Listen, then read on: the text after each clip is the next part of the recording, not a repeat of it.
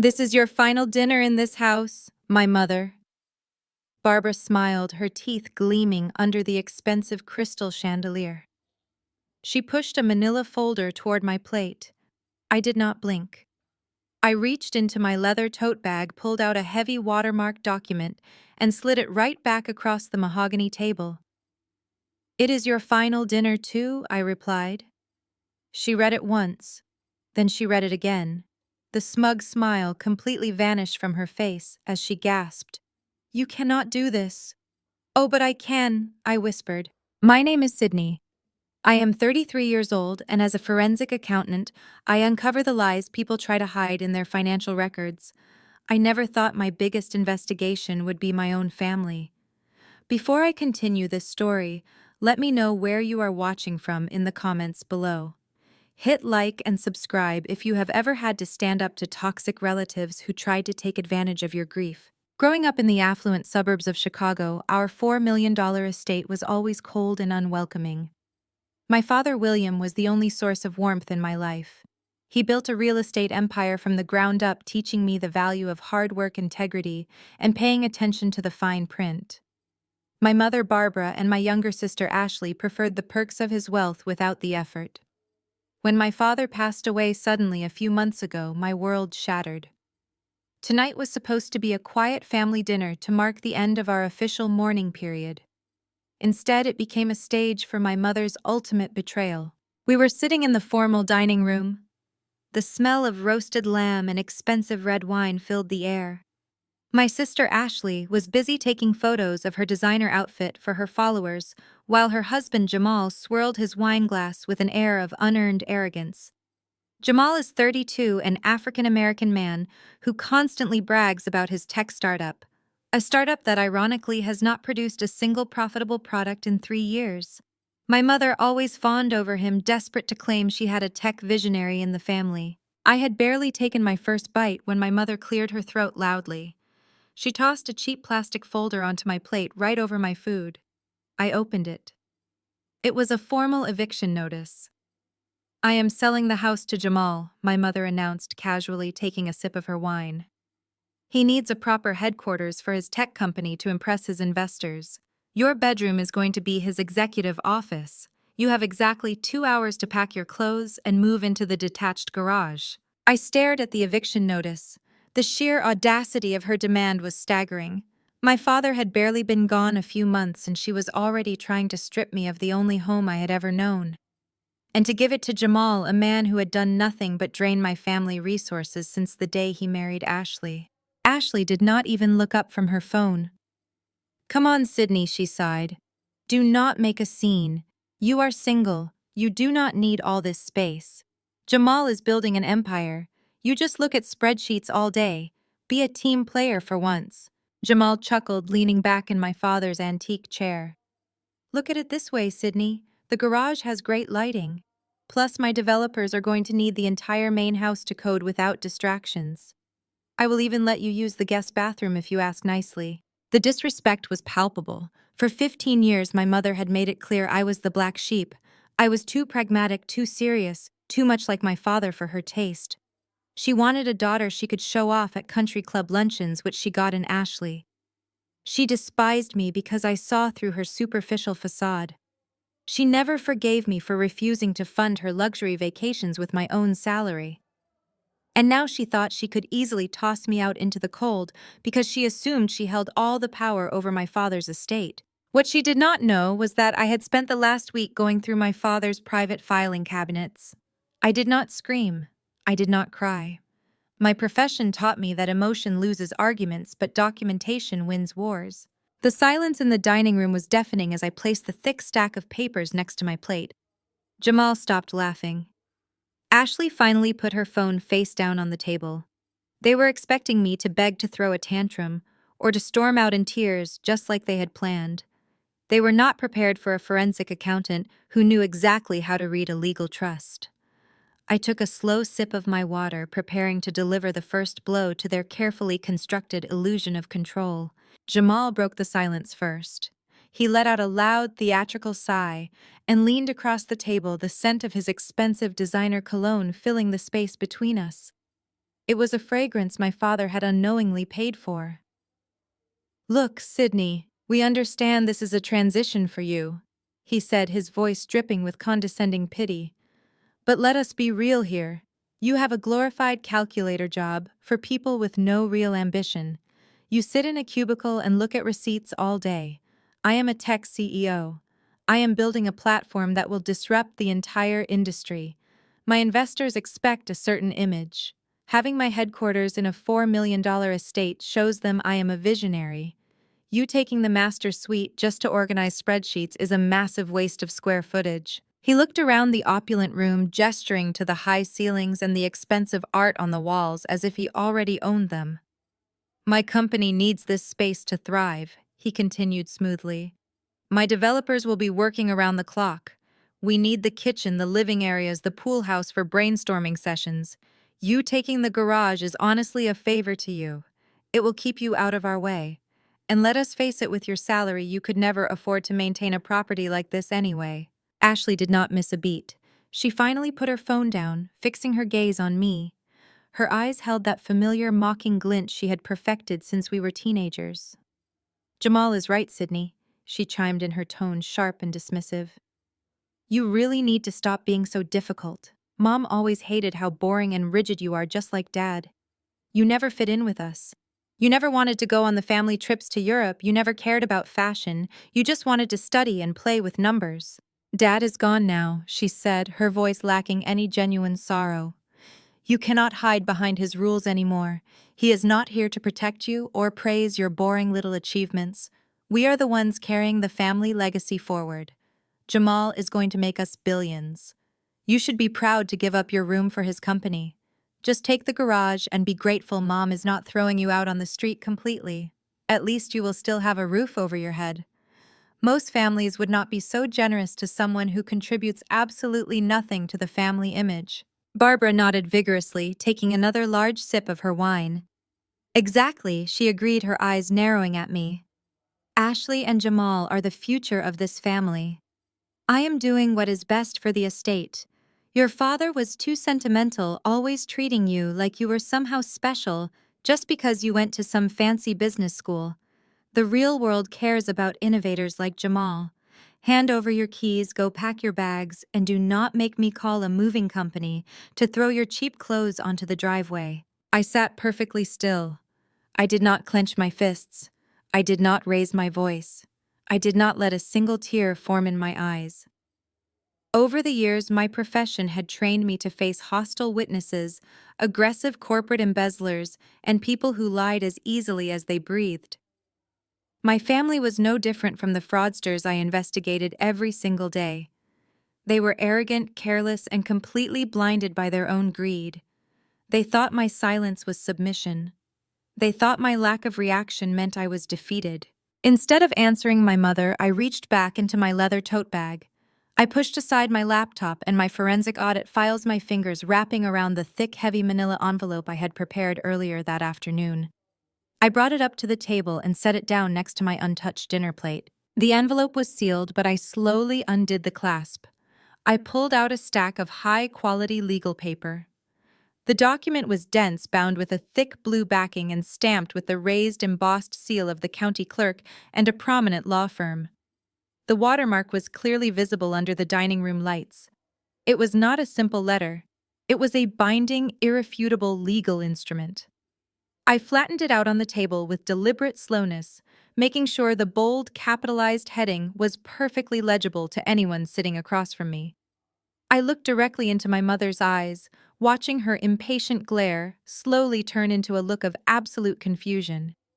I did not say a word, letting the heavy silence do the work for me. My mother snatched the document off the mahogany table with lightning speed.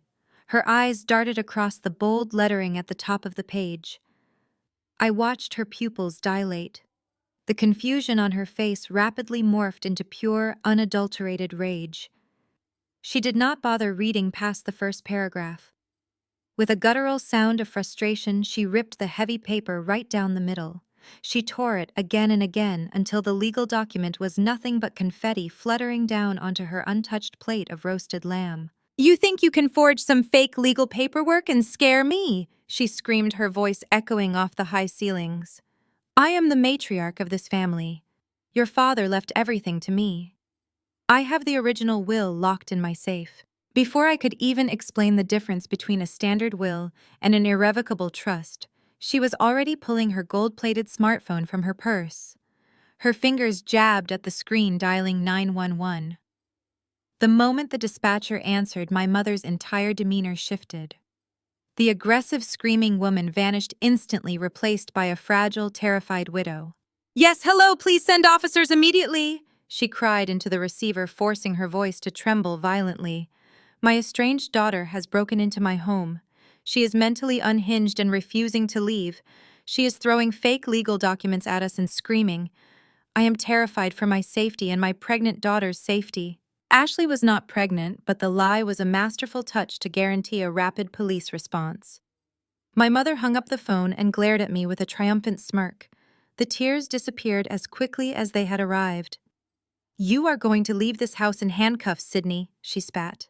Jamal leaned back and laughed, shaking his head in mock pity. You really overplayed your hand this time, Sydney. Forgery is a serious felony. My corporate lawyers will make sure you get maximum jail time for this stunt. You just dug your own grave. I sat back in my chair and took another sip of my water.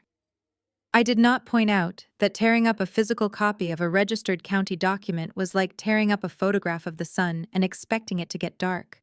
Let them dig their graves. My profession requires absolute patience. Fraudsters always expose themselves when they think they are in control. Within 10 minutes, the flashing red and blue lights of 2 squad cars illuminated the dining room windows, painting the walls in frantic colors. Heavy footsteps pounded against the front porch, and my mother rushed to the front door to let them in. 2 large police officers entered the foyer, their hands resting cautiously on their duty belts as they scanned the room for a threat.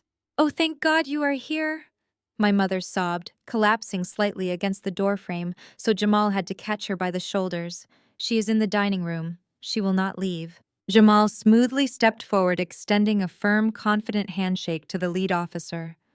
Officer, thank you for coming so quickly, Jamal said, his voice practically dripping with artificial male solidarity and corporate charm. I am Jamal, the CEO of the tech firm relocating to this property. This is my mother-in-law, Barbara. We are dealing with a very tragic family situation here tonight. The officer nodded, pulling out a small black notepad. What seems to be the problem, sir? It is my sister-in-law, Sydney, Jamal explained, lowering his voice to a compassionate whisper that was intentionally loud enough for everyone in the room to hear. Ever since her father passed away a few months ago, she has suffered a complete psychotic break. She has been stalking the family, refusing to accept his death.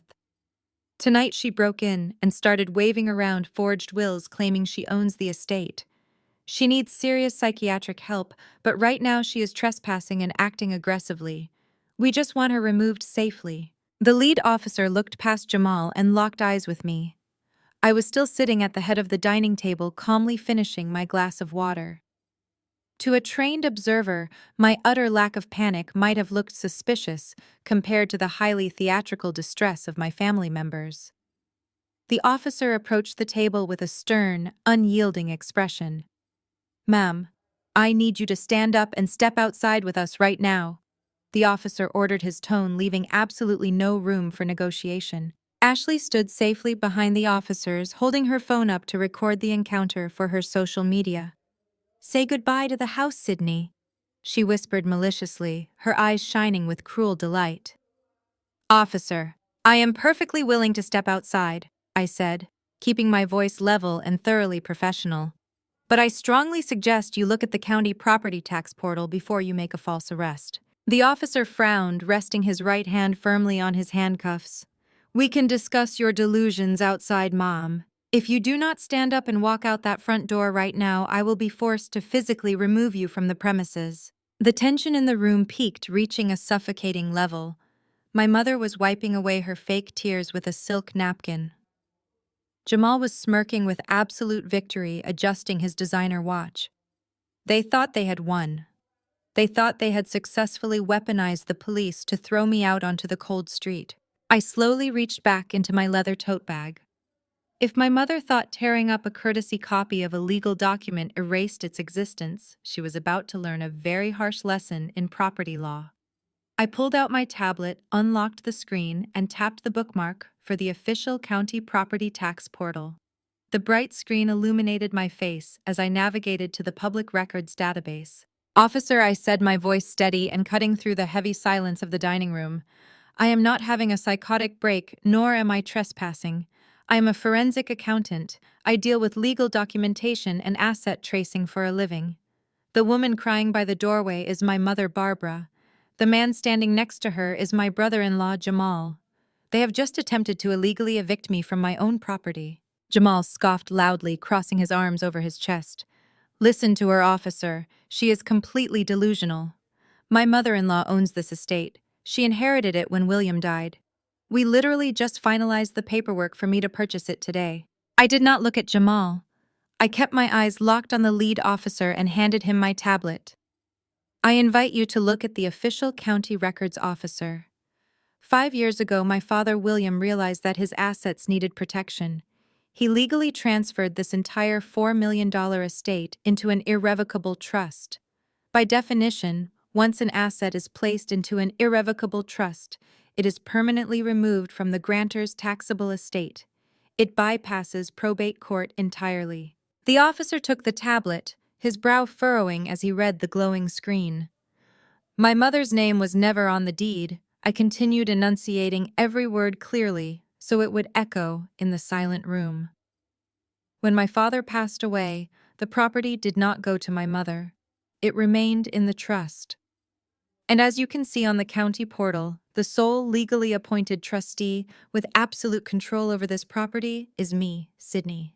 Barbara stopped wiping her fake tears. Her hand froze midair, the silk napkin dropping to the hardwood floor. "What are you talking about?" she demanded, her voice losing its fragile tremor. "That is a lie.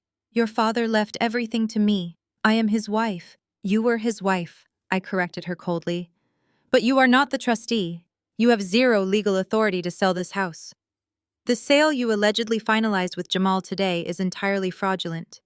It is a worthless piece of paper. You cannot sell something you do not own." The lead officer handed the tablet to his partner and pulled the radio from his shoulder. "Dispatch, I need a property records verification for our current location," he said into the mic. "Give me the listed owner and any trust information on file." The room descended into a suffocating silence. Ashley lowered her phone, her social media live stream forgotten as the reality of the situation began to sink in. Jamal shifted his weight nervously, his confident CEO posture deflating by the second. He looked at Barbara, his eyes wide with rising panic. "Barbara, tell me you actually had the title when you took my money," he hissed through his teeth. Barbara swallowed hard, her face draining of color. "I am his wife," she repeated weakly, as if saying it enough times would magically rewrite property law. "I have the will in my safe." "A will does not override an irrevocable trust," I stated flatly. "The trust owns the house. I control the trust." The police radio crackled to life, breaking the tension. "Dispatch to Unit 4. Property is registered to the William Family Irrevocable Trust. Sole listed trustee is Sydney. No other authorized parties on the deed." The lead officer unclipped his hand from his utility belt and let out a heavy breath. He turned away from me and looked directly at Jamal and Barbara. His expression had shifted from cautious neutrality to stern irritation. The police do not like being used as pawns in family property disputes, especially when they are lied to. "Sir, ma'am," the officer said, his voice hard and uncompromising. "The county records verify her claim. She is the legal trustee of this property. That means she is the only person who can authorize who stays and who leaves." Jamal took a step back, raising his hands defensively. "Wait a minute, officer. There has to be a mistake. I just signed a purchase agreement today. I paid a deposit. If you paid a deposit to someone who does not own the house, then you are a victim of fraud," the officer replied bluntly. "That is a civil matter you will have to take up with lawyers, but right now this is her house." The officer turned to look at my mother, whose mouth was opening and closing like a fish out of water. "Mom, you called us here to report a trespasser," the officer continued. But based on the legal documentation, the only people trespassing right now are the ones the trustee wants removed. So I'm going to ask the trustee. The officer looked at me. Mom, do you want them to leave? I looked at my mother. I looked at the woman who had spent 15 years treating me like a burden, who had tried to throw me out into the garage on the night we were supposed to be mourning my father. I looked at Jamal, the arrogant fraud, and Ashley, the spoiled golden child. Yes, officer, I said, my voice perfectly calm. I want them off my property immediately. The officer nodded and turned back to my family. You heard her. Grab your coats. You are the ones who need to leave. For a moment, the dining room was completely silent. Then Jamal threw his head back and started laughing. It was not a nervous laugh. It was a deep, booming sound of pure arrogance echoing against the crystal chandelier above us. My mother, who had been hyperventilating and reaching out to grab the lead officer's arm, froze in confusion. Jamal reached over and gently pulled her hand back, patting her shoulder with an exaggerated display of comfort. Let it go, Barbara, Jamal said smoothly, straightening the lapels of his tailored suit. Let her have her little moment of power. If Sydney wants to play landlord, she can have the house. We do not need it anymore. He took a few slow steps toward the head of the table, looking down at me with a gaze full of absolute contempt. He rested his hands on the back of my father's antique dining chair, leaning in close enough that I could see the smug certainty in his eyes. You think you are so smart with your county records and your legal definitions? He sneered. You think you just outplayed us tonight. Keep the empty house, Sydney. But I really hope your little calculator job pays exceptionally well, because this property has a $1.5 million second mortgage on it. I kept my face entirely impassive, but internally, the gears of my mind were already spinning at maximum speed. A second mortgage of that size on an estate placed in an irrevocable trust was a massive red flag, but I let him keep talking. Fraudsters always love the sound of their own voice. That is right, Jamal chuckled, seeing that I had not responded. $1.5 million. And since we have not made a single payment on it, the bank has officially initiated foreclosure proceedings. They are sending their representatives tomorrow morning to formally seize the property and kick you to the curb. So congratulations on winning a sinking ship. The panic completely drained from my mother's face, replaced instantly by a vicious, triumphant smirk. She stepped forward, standing shoulder to shoulder with Jamal. Her eyes gleamed with the malicious joy of a predator that had successfully cornered its prey. You did not honestly think I would let your father leave me with nothing, did you? Barbara asked, her voice dripping with venom. Your father was entirely too stingy, she continued, crossing her arms. He refused to invest in Jamal's brilliant vision. He refused to give Ashley the lifestyle she deserved. He wanted to lock all his wealth away in some boring trust. So before he passed away, I took matters into my own hands. We secured a massive loan against the equity of this house to fund the tech startup. We already have the capital. The company is fully funded. We got exactly what we wanted. Ashley let out a sharp, mean laugh, picking up her phone again and aiming the camera directly at my face. She looked at me as if I was a pathetic insect. We were actually doing you a favor by offering you the garage, Sydney, she mocked.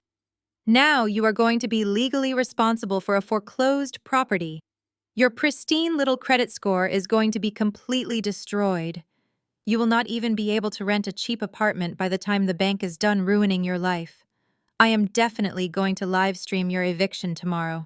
Jamal checked his heavy gold watch and sighed dramatically, acting as if he was suddenly bored by my presence.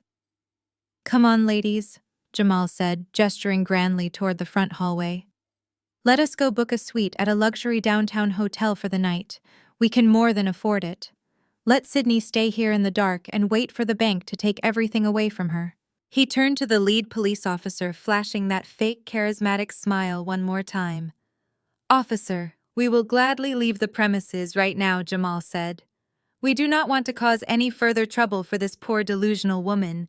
She is going to have a very difficult day tomorrow when reality finally hits her. My mother walked past the dining table, pausing just long enough to lean down and whisper in my ear. You always thought you were better than us because you played by the rules. Look exactly where it got you. You have a big empty house for exactly 12 more hours, and then you will have absolutely nothing." They walked out the front door, their laughter trailing behind them into the cool night air. The police officers exchanged a look of mild pity before following them out, leaving me completely alone in the massive, silent dining room. I sat perfectly still, listening to the sound of Jamal's expensive sports car roaring out of the driveway. They thought they had left me holding a bag of inescapable debt. They thought they had orchestrated the perfect financial crime against my father. What they failed to realize was that they had just handed a forensic accountant a map directly to their buried secrets. I calmly pulled my laptop out of my bag and opened a blank spreadsheet. Tomorrow morning was going to be very interesting.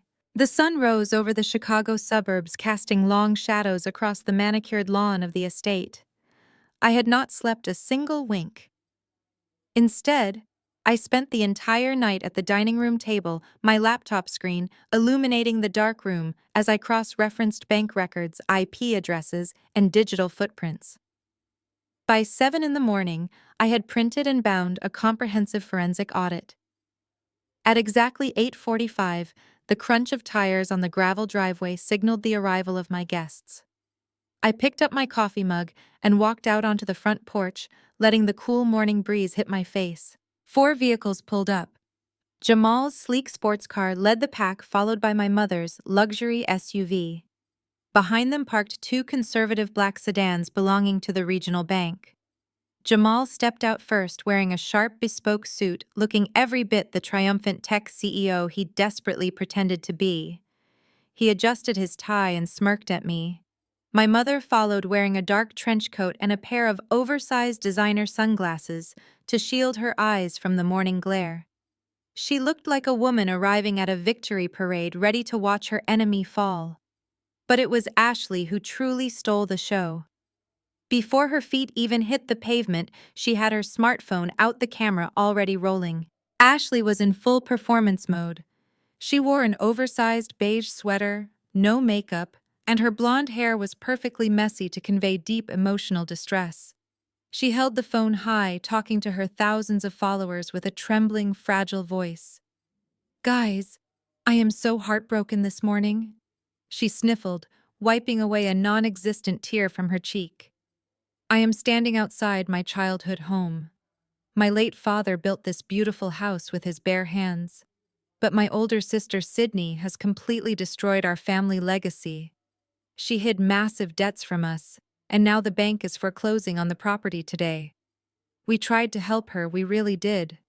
Jamal even offered to buy the house to save it, but she was just too bitter and jealous to accept our help." Ashley turned the camera lens directly toward me as I stood calmly on the porch. "Look at her," Ashley whispered dramatically to her live audience. "She does not even care. She is just drinking her coffee while the bank takes my father's dream away. It is so toxic and abusive. Please send prayers and good energy for my family today." Jamal walked over and put a comforting arm around Ashley's shoulder, playing the role of the supportive, successful husband for the thousands of people watching online. "We will get through this, babe," he said loudly, making sure the phone's microphone picked up his deep, reassuring tone. "We will build our own empire from scratch. We do not need her negativity dragging down our brand." While Ashley continued to farm sympathy and engagement from her gullible audience, the 2 bank representatives walked up the front steps. They were dressed in stiff gray suits, holding thick manila envelopes, looking deeply uncomfortable with the impromptu social media broadcast happening on the lawn behind them. "Are you Sydney, the lead representative?" asked his voice, strictly professional and completely devoid of warmth. I nodded and took a slow, deliberate sip of my coffee. "Yes, I am." The representative handed me the heavy envelope, pushing it toward my chest. "Mom, this is a formal notice of foreclosure. The second mortgage on this property, totaling $1.5 million, is severely delinquent. The grace period has expired and no payments have been registered. We are here to formally initiate the seizure of the asset. You will be required to vacate the premises immediately." My mother could no longer contain her absolute glee. She pushed past the bank representatives and marched right up to the bottom of the porch steps, pulling down her sunglasses so I could see the malicious joy dancing in her cold eyes. "You heard the man, Sydney," my mother sneered, her voice laced with pure venom. "The house belongs to the bank now. Your little legal trick with the trust last night means absolutely nothing when there is a massive federal lien on the property. I told you to take the garage, but you wanted to be stubborn and disrespectful. Now you can go pack your cheap clothes and move into a homeless shelter. You played your little games, and you lost everything." Ashley angled the camera to capture my reaction, waiting for me to break down in tears and beg for mercy. Jamal crossed his arms over his chest, puffed out in total victory. They were entirely convinced that they had executed the perfect financial trap. I did not give them the satisfaction of a reaction. I did not scream. I did not drop to my knees. I simply placed my ceramic coffee mug on the wooden railing of the porch. I reached down and picked up the heavy black leather briefcase I had packed earlier that morning. My mother stopped laughing, her eyes narrowing as she tried to calculate my next move. Jamal let his arms drop to his sides, the arrogant puff of his chest deflating just a fraction. Ashley kept the camera rolling, her followers undoubtedly eager to see what the supposed villain of her story was about to do. I walked down the wooden steps, the crisp morning air biting at my face. I bypassed my family, completely acting as if they were nothing more than ghosts haunting my front lawn. I walked directly toward the lead bank representative, who was still holding out the manila envelope containing the foreclosure notice. I did not take the envelope. Instead, I set my heavy briefcase down on the hood of his black sedan. I popped the brass latches open with two sharp clicks that echoed across the quiet suburban street. I pulled out a massive, professionally bound document. It was exactly 200 pages thick, printed on high-quality paper, and secured with a rigid black spine. I lifted it high enough for everyone to see and then dropped it flat onto the hood of the car. The heavy thud made both bank representatives jump backward in surprise. "What is this?" the lead representative asked, his professional facade cracking into genuine bewilderment. "That is a comprehensive forensic audit," I replied, my voice projecting clearly so that Ashley's phone microphone would capture every single syllable. "It details the exact timeline, origin, and digital footprint of the $1.5 million second mortgage you are attempting to collect on today. I suggest you read the executive summary on page 1 before you try to seize an asset based on a completely fraudulent federal lien." My mother let out a nervous scoff, taking a hesitant step toward the car. "Do not listen to her, she is just trying to stall?" Barbara snapped, her voice pitching up an octave. "She made up those papers." The bank representative ignored her, his eyes scanning the bold text on the first page of the audit. I kept my gaze locked on him and began to recite the facts I had memorized over the long, sleepless night. "According to your bank's records, the loan application was initiated and electronically signed on October 12th, I stated firmly. The funds were disbursed 48 hours later directly into an offshore holding account registered to a shell company. A shell company that, as page 42 of my audit proves, is entirely controlled by my brother-in-law, Jamal." Jamal choked on a breath of air, taking a rapid step back. I pressed forward, my voice cutting through the morning air like a surgical scalpel. "There is just one massive problem with your October 12th signature date. My father suffered his massive stroke on October 10th. He was immediately life-flighted to Chicago General Hospital and placed in a medically induced coma. He remained in that coma until his death." The second bank representative gasped, pulling a tablet from his briefcase to hastily verify my claims. I tapped the thick binder on the hood of the car. "Page 87 contains the sworn medical affidavits and hospital admission records signed by the chief of neurology," I continued. "A man in a deep coma cannot authorize a $1.5 million second mortgage. He cannot log into an email portal, and he certainly cannot authorize a digital signature." The lead representative looked up, his face completely drained of color. "If what you are saying is true, then this loan is," he stammered, unable to finish the sentence. "It is textbook federal wire fraud and aggravated identity theft," I finished for him. "But it gets worse. Page 112 contains the digital forensics report. The IP address used to execute that forged signature traces back to the primary desktop computer inside this very house, the exact computer that my mother Barbara uses daily. You did not just issue a bad loan, gentlemen. You inadvertently facilitated a massive domestic financial crime. The silence that fell over the front lawn was absolute. My mother's jaw dropped open, her designer sunglasses sliding slightly down the bridge of her nose. The malicious joy that had illuminated her face just moments ago was entirely extinguished, replaced by raw, unadulterated terror. Ashley was still holding her phone up, but her hand was shaking violently. I turned back to the bank representatives.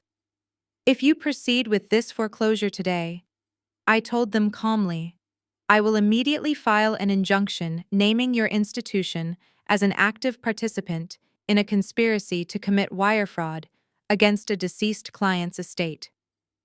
You have a choice to make right now. The lead bank representative did not hesitate for a single second. He grabbed the forensic audit from the hood and pulled his cell phone from his pocket.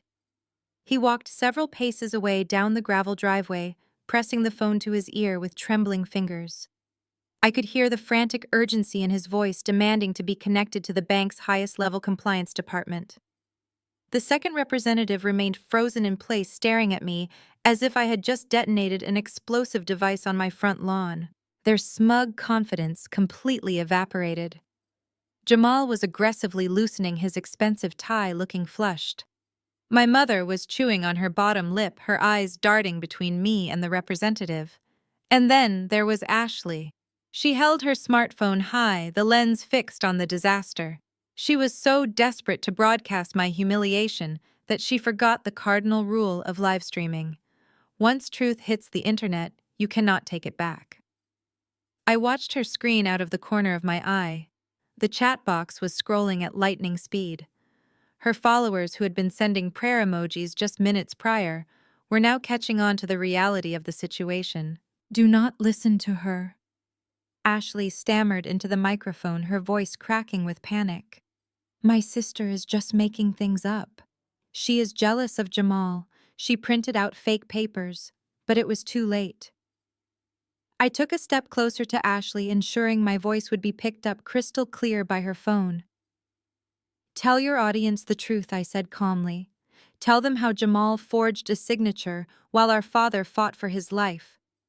Tell them how you tried to steal my inheritance to fund a fake tech company. The chat exploded. I could read the comments flying up the side of her screen. People were typing in caps, calling her a fraud, demanding to know if her husband was a criminal. Ashley tried to swipe the comments away, but they kept coming faster. Her carefully curated influencer persona was crumbling in real time, broadcasted live to thousands of people. The lead bank representative marched back up the driveway, his face pale and covered in a thin layer of sweat. He stopped in front of Jamal, clutching his phone. I just got off the phone with our federal compliance director, the representative announced, his voice rigid. Based on the documentation provided in this forensic audit, we are immediately halting all foreclosure proceedings on this property. My mother let out a shrill gasp. You cannot do that, she shrieked, pointing a trembling finger at me. She is lying. You have to take the house. We are not taking the house, the representative fired back, losing his customer service politeness. In fact, we are legally obligated under federal banking regulations to take immediate action regarding the fraudulent funds. Jamal opened his mouth to argue, but before he could speak, his jacket pocket began to vibrate. Then his pants pocket vibrated. A loud, continuous chime erupted from his phone. Jamal pulled the device out and stared at the screen. Even from several feet away, I could see the bright red notification banners flashing one after another. What is happening? Jamal demanded, his voice pitching up in genuine terror. The bank representative looked at him with absolute contempt. As of this exact second, sir, every single corporate and personal account associated with your name, your social security number, and your business tax identification number has been completely frozen. You no longer have access to a single cent. Jamal frantically tapped his phone screen, his thumbs flying across the glass as he tried to open his mobile banking application. Access denied, he whispered, his eyes wide with horror. It says access denied. My startup funds, my personal checking, everything is locked. Ashley gasped and spun the camera around to face Jamal. Babe, what do you mean everything is locked? She cried out. The chat went absolutely wild as thousands of viewers watched the disaster unfold. Viewers were recording the screen, recording Jamal's panic, recording my mother's complete meltdown. They were spamming the comments with sirens and laughing emojis, calling them scammers and thieves. You are completely ruined, Ashley, one angry comment read. Another user typed, the FBI is definitely going to love this live stream. Ashley finally realized what she was doing and frantically mashed the screen to end the broadcast. But the damage was already done. Thousands of people had just witnessed the complete financial destruction of her husband. I stood on my front porch watching the absolute chaos unfold. Jamal was violently shaking his frozen phone. My mother was screaming at the bank representatives. The trap they built for me had just clamped shut violently around their own ankles. Jamal stopped shaking his phone and slowly looked up. The realization that he was facing federal prison time finally broke through his arrogant CEO facade. He shoved past Ashley, who was still weeping over her ruined livestream, and marched directly toward the lead bank representative. Listen to me, Jamal pleaded, his voice completely stripped of its usual smooth confidence. I had absolutely nothing to do with that signature. You have to believe me. My mother-in-law, Barbara, handed me the documents. She told me William signed them before he went to the hospital. She told me the $1.5 million was an early inheritance, a legitimate gift, to help scale my startup. He pointed an accusing finger straight at my mother. She is the one who logged into the computer, Jamal shouted. She is the one who forged the signature. I am just a businessman trying to build a company. I did not know she was committing mortgage fraud. You cannot freeze my accounts for her crime. I am a victim here just as much as the bank is. My mother let out a sound that was half gasp and half primal shriek. The absolute shock of being thrown under the bus by her favorite son-in-law caused her to physically stumble backward. She stared at Jamal, her mouth opening and closing as she struggled to find words. Then her shock curdled into an explosive, venomous rage. I had known my mother was a cruel woman, but I had never seen her completely drop her refined, wealthy suburbanite mask until this very second. You ungrateful, lying street rat! My mother screamed, her voice cracking with fury. She lunged forward, her manicured hands curled into claws, as if she wanted to physically tear Jamal's tailored suit off his back. Do not you dare stand there and play the innocent victim. You knew exactly where that money was coming from. You begged me for it. You sat in my kitchen and cried about how your pathetic little company was weeks away from total bankruptcy. The bank representatives took several steps back, alarmed by the escalating violence. Jamal held his hands up defensively, but my mother was not finished. She turned to the bank employees, her face flushed a dark, angry red. I never wanted him in my family, she yelled, her underlying prejudice finally spilling out into the open. William and I gave Ashley the best education, the best upbringing, and she dragged home a fast-talking con artist with nothing but a flashy smile and empty pockets. He has never worked a real day in his life. He just uses big corporate buzzwords to hide the fact that he is a complete failure. Ashley sobbed harder, stepping between them. Mom, stop it, she begged. He is my husband. My mother shoved Ashley's hand away, her eyes wild. Your husband is a parasite, Barbara spat. Do you want to know why I forged the documents, Ashley? Do you want to know why I risked everything to get him that $1.5 million? Because I was sick and tired of listening to you whine. Every single day you complained about how Jamal was stressed, how Jamal needed capital, how Jamal was going to leave you if he could not secure funding. I funded his fake company just to shut you up and keep up appearances at the country club. Jamal sneered, looking at his wife and mother-in-law with absolute disgust. Keep up appearances, Jamal mocked. You are the one who is obsessed with looking rich, Barbara. You did not give me that money out of the goodness of your heart. You did it because you knew William was going to leave everything to Sydney, and you wanted to drain the estate before he died. You are a thief. You stole from your own dying husband. You are the one going to federal prison. My mother shrieked back, pointing a trembling finger in his face. You are the one whose accounts are frozen. I am going to tell the judge everything. I am going to testify against you, Jamal. I will make sure you spend the rest of your miserable life behind bars. I stood on the porch, watching the glorious implosion. In less than 10 minutes, the united front they had built to destroy me had shattered into a million jagged pieces.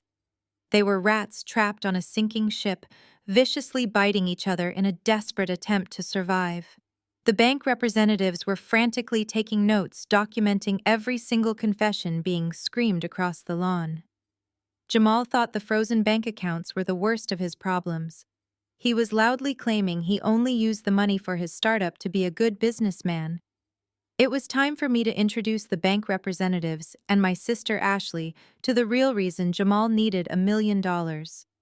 I reached into my leather briefcase one more time. I pulled out a slim, bright red folder from the depths of my briefcase. It was much thinner than the comprehensive audit, but the documents inside were far more destructive. Jamal was still pacing on the gravel driveway, running his hands over his shaved head, sweating profusely as he continued to plead his case to the bank employees.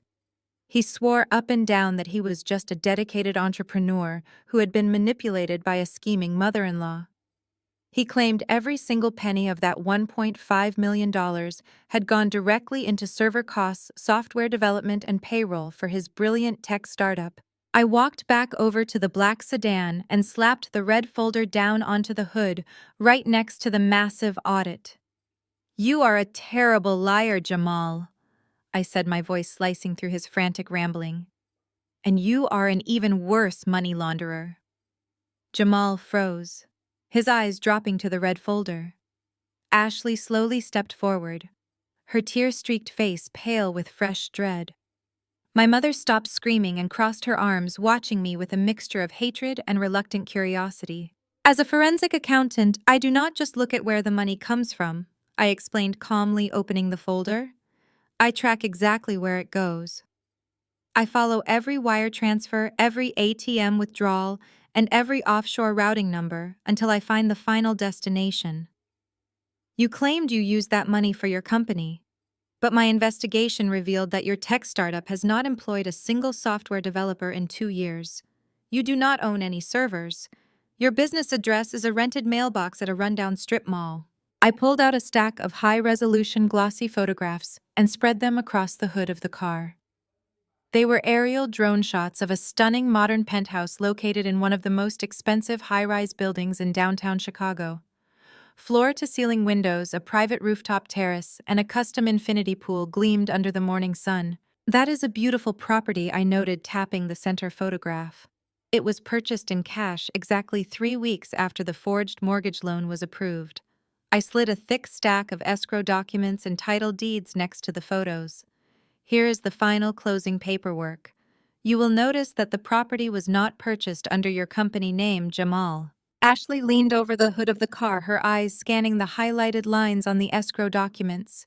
Her breath hitched in her throat. The buyer is listed as a limited liability company called J&M Holdings, I continued smoothly. J stands for Jamal, and M stands for Mia. Ashley let out a strangled gasp. Who is Mia? She whispered, her voice barely audible. I pulled out the final piece of evidence, a massive credit card statement linked directly to the J&M Holdings account. Mia is the woman your husband has been secretly dating for the past 18 months, I told my sister without an ounce of pity. And thanks to our father's stolen equity, Mia has been living an incredibly lavish lifestyle. I read down the list of highlighted transactions on the statement, letting each item ring out in the quiet morning air. $40,000 at a luxury car dealership for a down payment on a white Range Rover. $12,000 for first-class tickets to a resort in the Maldives. $8,000 at a designer jewelry boutique on Michigan Avenue. And my personal favorite, a monthly recurring charge of $500 for a private couples massage therapist. Ashley stared at the credit card statements, her hands trembling so violently she could barely hold the paper. She looked at the date of the Maldives trip. You told me you were at a tech conference in Silicon Valley that week, she sobbed, her voice breaking. You told me you were pitching to investors. Jamal took a step toward her. his hands raised in a desperate pleading gesture. Ash, baby, listen to me. He stammered, his smooth CEO voice completely gone, replaced by the pathetic whine of a cornered coward. It is not what it looks like.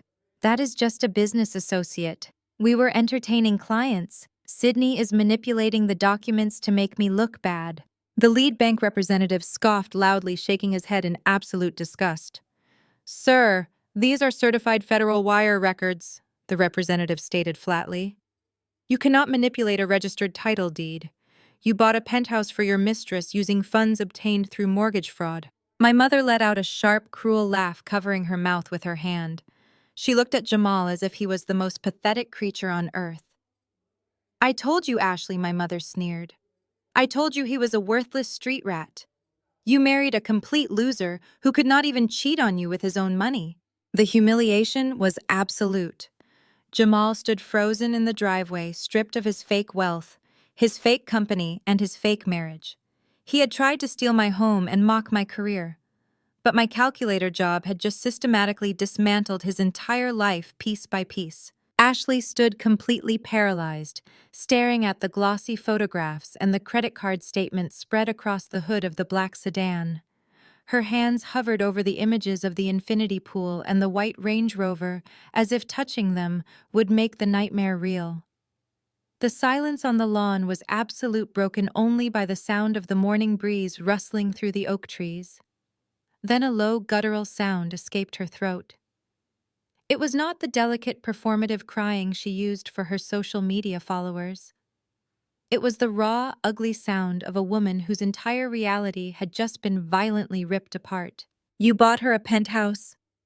Ashley whispered, her voice trembling so hard it sounded like it was vibrating. You bought her a penthouse with my father's money while you told me we had to put our honeymoon on hold to fund your startup. Jamal took a step backward, his hands raised defensively. Ashley, baby, please, he begged, his eyes darting toward the bank representatives who were watching the scene with undisguised horror. Let us go inside and talk about this privately. Sydney is just trying to tear us apart. Talk about it privately! Ashley shrieked, the volume of her voice making my mother flinch. You spent $12,000 taking another woman to the Maldives. You told me you were at a tech conference eating cheap takeout in a hotel room. I defended you. I lied for you. I let my mother steal from my own sister for you. The polished influencer facade completely shattered. Ashley lunged forward with a ferocity I had never seen from her before. She slammed her fists into Jamal's chest, her manicured nails tearing at the lapels of his expensive bespoke suit. Jamal stumbled backward, tripping over the gravel driveway as Ashley relentlessly pushed forward, screaming incoherently. She slapped him across the face, the sharp crack echoing loudly. She grabbed the collar of his shirt, ripping the fabric as she tried to hit him again. Stop it, Jamal yelled, raising his arms to shield his face. Get off me, you crazy witch! My mother finally snapped out of her shock and rushed forward, trying to grab Ashley's waist to pull her away. Ashley, stop it! Barbara cried out. You are making a scene in front of the neighbors. Stop it right now. But Ashley was completely unhinged. She elbowed my mother away and launched herself at Jamal again, kicking at his shins and tearing a gold chain from his neck. You ruined my life, she sobbed, hitting him squarely in the jaw. You made me an accessory to federal fraud for your mistress. Jamal had finally had enough. With a violent shove, he pushed Ashley away, sending her stumbling backward until she lost her footing and fell hard onto the manicured grass.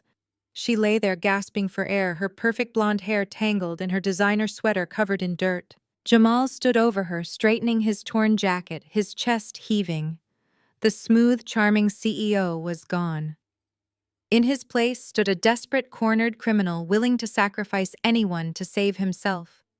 He looked at the bank representatives who were already backing away from the escalating domestic violence. You are the one who ruined my life, Jamal spat, pointing a shaking finger at Ashley and then at my mother. I am not going down for this. I am not spending 20 years in a federal penitentiary because you two decided to commit mortgage fraud. I did not sign those papers. You stole the money. You handed it to me. I thought it was a legitimate business loan from the estate. Jamal looked down at Ashley, his eyes completely cold and devoid of any affection. I am filing for divorce this afternoon, he declared, his voice ringing with cruel finality. I am completely separating my assets and my name from this family. You and your mother can explain the forged signatures to the federal investigators. I am calling my legal team, and I am done with you. Ashley let out a devastated wail, curling into a ball on the grass. Jamal did not even look back. He turned around and sprinted toward his sleek sports car. He ripped the door open, jumped inside, and slammed it shut. The engine roared to life with a deafening rev. He threw the car into reverse tires, spinning and kicking up gravel as he hastily backed out of the driveway. He did not care that his bank accounts were frozen or that he was leaving his wife crying in the dirt.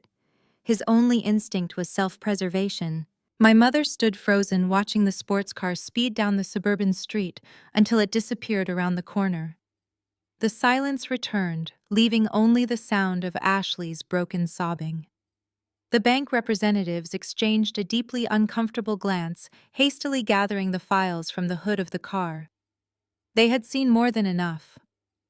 I remained on the porch, calmly watching the wreckage.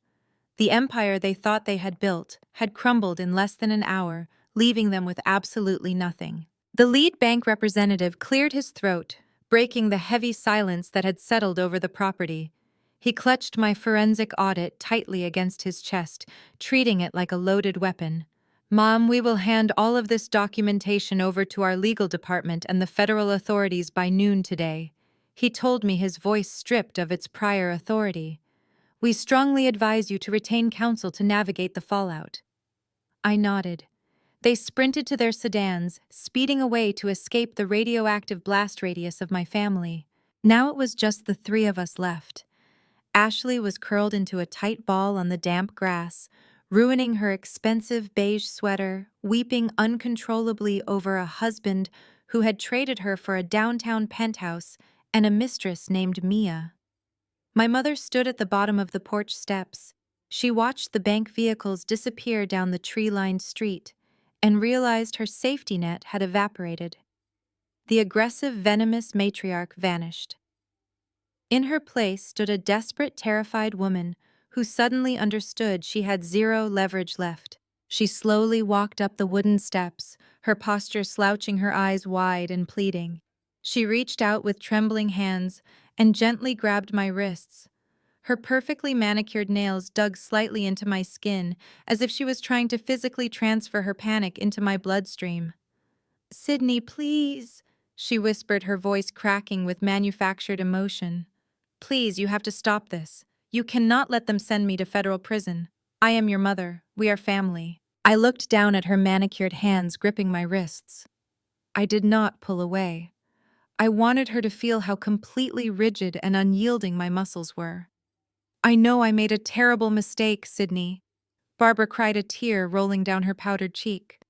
"But you have to understand how utterly terrified I was.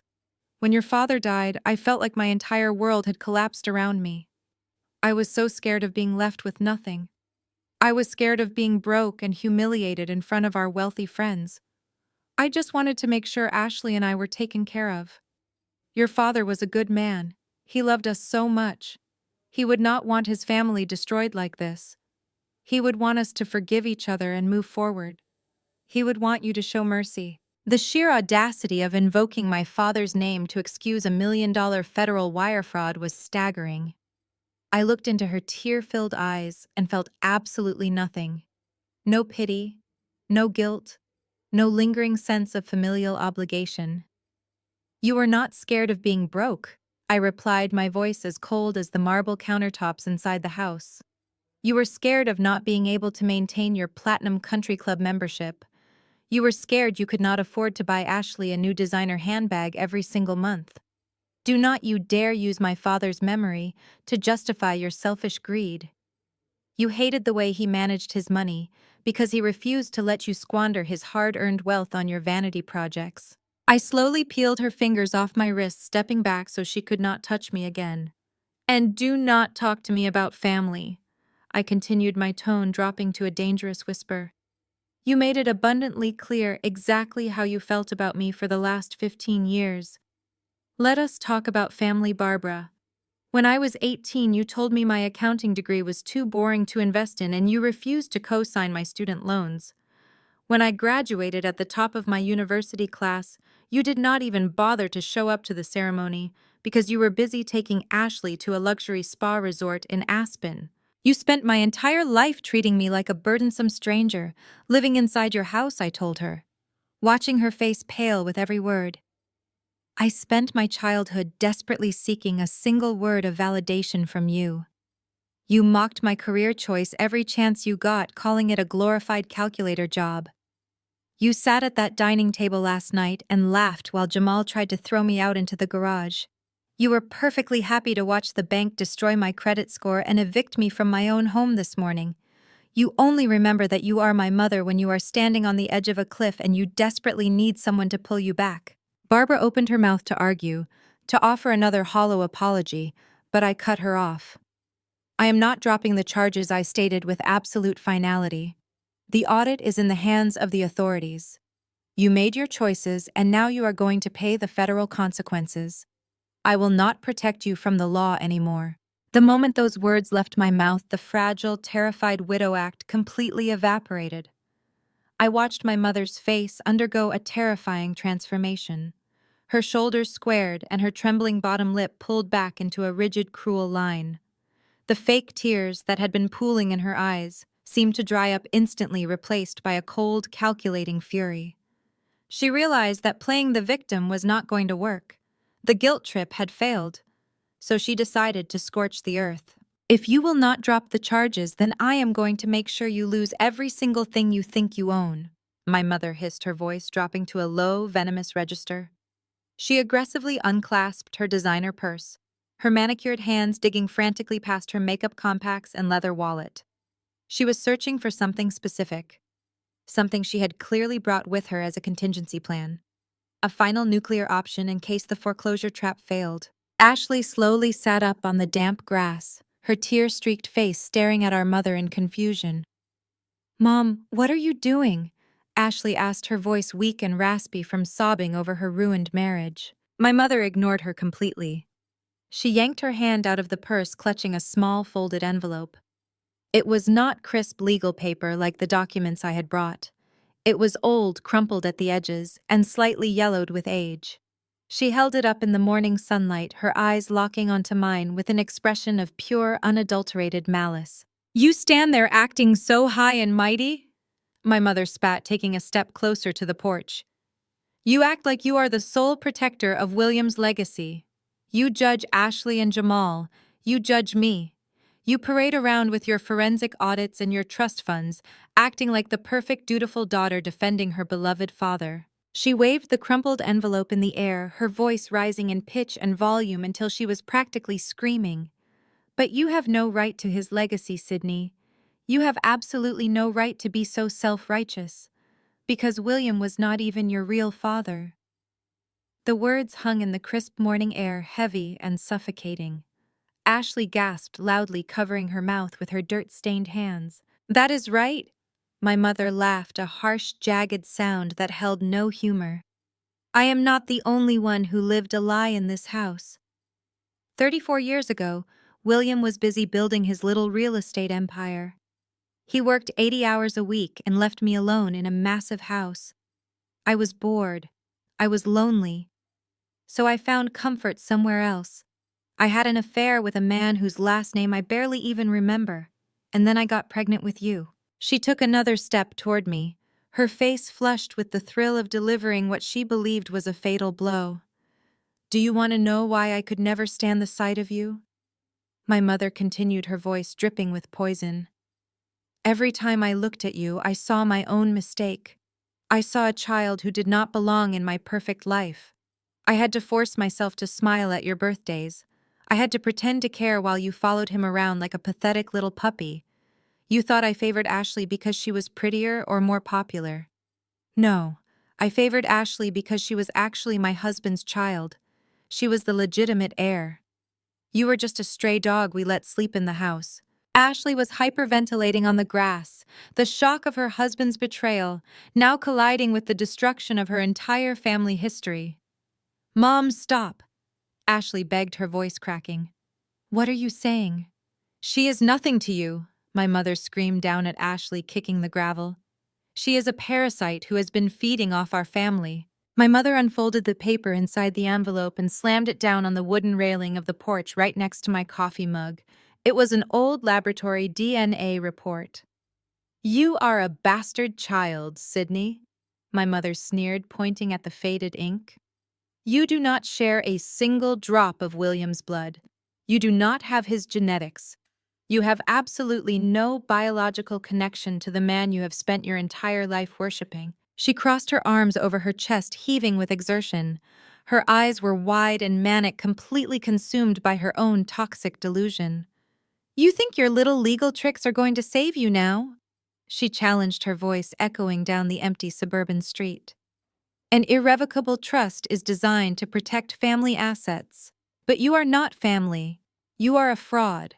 The moment I take this DNA test to a probate judge, your precious trust will be entirely invalidated. The court will see that you have zero biological claim to this estate. They will strip you of your title as trustee. They will void the property transfer, and everything will default right back to me as his legal widow. My mother tilted her head, a sick, triumphant smile spreading across her face. She truly believed she had just won. She thought she had completely destroyed my identity, my legal standing, and my emotional sanity, all in one swift strike. You are going to leave this house with absolutely nothing.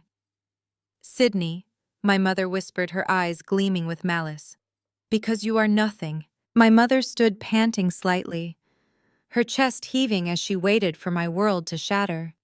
She waited for the tears, the denial, the desperate scrambling to protect my identity. She expected me to fall to my knees, just like Ashley had done minutes before. But the tears never came. The shock never registered. Instead, a sound bubbled up from the back of my throat. It started as a low chuckle, building in intensity until it erupted into a full, genuine laugh. It was a dark, terrifying laugh that echoed across the quiet suburban lawn, bouncing off the manicured hedges and the stone facade of the $4 million estate. My mother flinched, her eyes darting around nervously. Her triumphant smile faltered. "What are you laughing at?" she demanded, her voice sharp with sudden uncertainty. "You just lost everything. You are a fraud." I took a deep breath, letting the laughter subside into a cold, steady smile. I reached out and picked up my ceramic coffee mug, taking a slow, deliberate sip before setting it back down. "You really thought you were holding on to the ultimate weapon, did not you, Barbara?" I asked, my voice perfectly level. "You kept that piece of paper hidden in your purse like a loaded gun, waiting for the perfect moment to destroy my life." I stepped closer to her, invading her personal space until I could see the fine lines of panic forming around her eyes. "I have known about my DNA since I was 15 years old," I told her, watching the color completely drain from her face. Ashley, who was still sitting on the damp grass, let out a quiet gasp. "What?" Ashley whispered. I did not break eye contact with my mother. "You were always so careless, Barbara." I continued, my tone conversational, but laced with absolute ice. "Did you really forget the biology project I had to do in my sophomore year of high school? We were learning about blood types and genetic inheritance. I needed your blood type and William's blood type to map out a Punnett square. You were O negative, William was AB positive, and I was O positive." I watched her swallow hard, her throat clicking in the silence. Even a 15-year-old with a basic understanding of high school biology knows that an AB positive parent and an O negative parent cannot physically produce an O positive child, I stated flatly.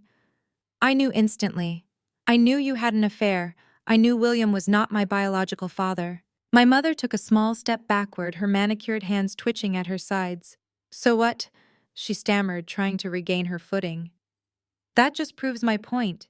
You knew you were a bastard and you kept your mouth shut so you could leech off his money. You are just as much of a con artist as Jamal." I shook my head slowly, the smile never leaving my face. "No, Barbara. I did not keep my mouth shut to leech off his money. I kept my mouth shut because I went straight to William the very next day. I walked into his study crying my eyes out, terrified that the man I loved more than anyone else in the world was going to throw me out of the house. The memory was still crystal clear in my mind. The smell of his pipe tobacco, the heavy leather of his armchair, the way he immediately dropped his paperwork the second he saw my tears. He sat me down and wiped my face. And then he told me the truth. He knew, I said, my voice ringing with absolute certainty. He knew before I was even born. He found out about your affair 6 months into your pregnancy. He hired a private investigator who confirmed that the man you were sleeping with was the actual father. My mother gasped, covering her mouth with her hand. Her eyes were wide with sheer terror. "No!" she whispered, shaking her head frantically. "No, he did not know. He never said a word. He never said a word because he made a choice," I explained, stepping closer again. He looked at me crying in his study, and he told me that DNA did not make a father. Choices made a father. He chose to raise me. He chose to love me. He told me that out of the 2 daughters living in this house, I was the only one who actually shared his values, his work ethic, and his integrity. He knew exactly what you were, Barbara. He knew you were shallow and greedy, and he knew that if he ever confronted you about the affair, you would use me as a pawn in a messy divorce and try to take half of his empire. Ashley was staring at me. Her jaw dropped, her own tragedy temporarily forgotten in the wake of this massive revelation. "He knew Mom cheated," Ashley asked, her voice hollow. "He knew everything," I confirmed, looking directly at my mother, whose entire body was now trembling. "He protected me from you for 15 years. And while you were busy plotting to steal his money and fund Jamal's fake tech company, William was busy setting up an irrevocable trust. A trust that explicitly bypasses probate court. A trust that cannot be contested by a bitter widow with an old DNA test." My mother let out a small, pathetic whimper, stumbling backward until her back hit the wooden railing of the porch. "You really thought you outsmarted him?" I asked, my voice dropping to a harsh whisper. "You thought you could use biology to invalidate a legally binding trust? The trust does not require me to be his biological daughter, Barbara. It only requires me to be his named trustee. And I am. So your little envelope is completely useless. You have no leverage, you have no money, and very soon you will have no freedom." My mother stared at me, her chest rising and falling in rapid, shallow breaths. She looked like a woman who had just stepped on a landmine and heard the click beneath her designer heel. She opened her mouth to hurl another insult to deny the truth I had just spoken, but the words died in her throat. I did not give her the chance to recover. I reached back into my heavy leather briefcase one last time. I was done explaining the law to her. It was time to let William speak for himself. I pulled out a small, sleek black cylinder. It was a high-end portable Bluetooth speaker. I set it down on the wooden railing, right next to the crumpled laboratory envelope my mother had tried to use as a weapon. I pressed the power button, and a soft chime echoed in the morning air, signaling the device was ready to pair. I unlocked my smartphone and tapped the screen, opening a hidden encrypted audio file. "You called me a liar, Barbara," I said, my voice slicing through the heavy silence. "You claimed William never knew about your affair. You claimed I was just a con artist stealing your legitimate inheritance, but my profession taught me never to enter a confrontation without irrefutable primary evidence." I pressed play. For a brief second, there was only the sound of static and the soft rustle of fabric. Then a voice filled the driveway. It was deep, gravelly, and unmistakable. It was William. "Testing, testing," he said, his voice coughing slightly before clearing. "Sydney, if you are listening to this, it means my time has finally run out, and the vultures have started circling the estate just like we knew they would." My mother let out a strangled gasp, clutching her chest, as if she had been physically struck. Ashley scrambled backward on the grass, her eyes wide with disbelief at hearing our father's voice from beyond the grave. It sounded so clear, so present, that for a fleeting moment it felt like he was standing right there on the porch beside me. "I am recording this statement on September 28th. William continued, his voice steady and resolute. "I am of sound mind and body.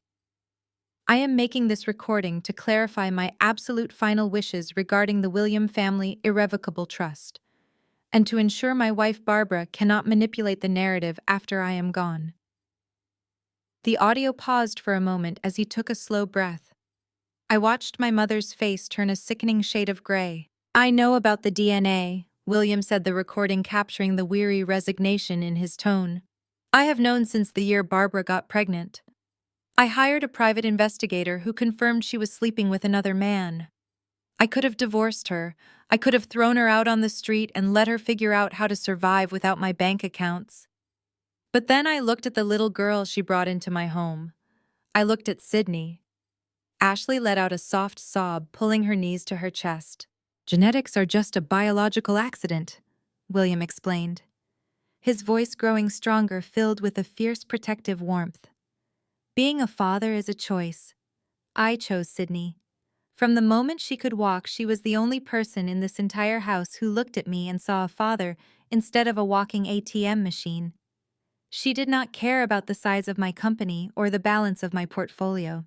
She just wanted to sit in my study and read books with me. She was honest. She was brilliant. She had integrity." The recording captured the sound of William shifting in his leather chair. "Barbara thinks she is clever." His voice sneered, the warmth instantly vanishing, replaced by a cold, hard disgust that mirrored my own. "She thinks I am just an old fool who never noticed her greed." I watched her treat Sydney like an outsider for decades. I watched her mold Ashley into a spoiled, entitled replica of herself.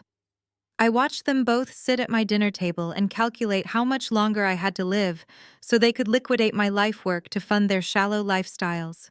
My mother covered her ears, her face contorted in agony, trying to block out the sound of her late husband's absolute rejection. But the speaker was too loud. "So let me be perfectly clear for the legal record," William stated, his words echoing like a judge's gavel. "Sydney is my daughter. She is my only true child. She is the sole trustee and the sole beneficiary of my entire empire.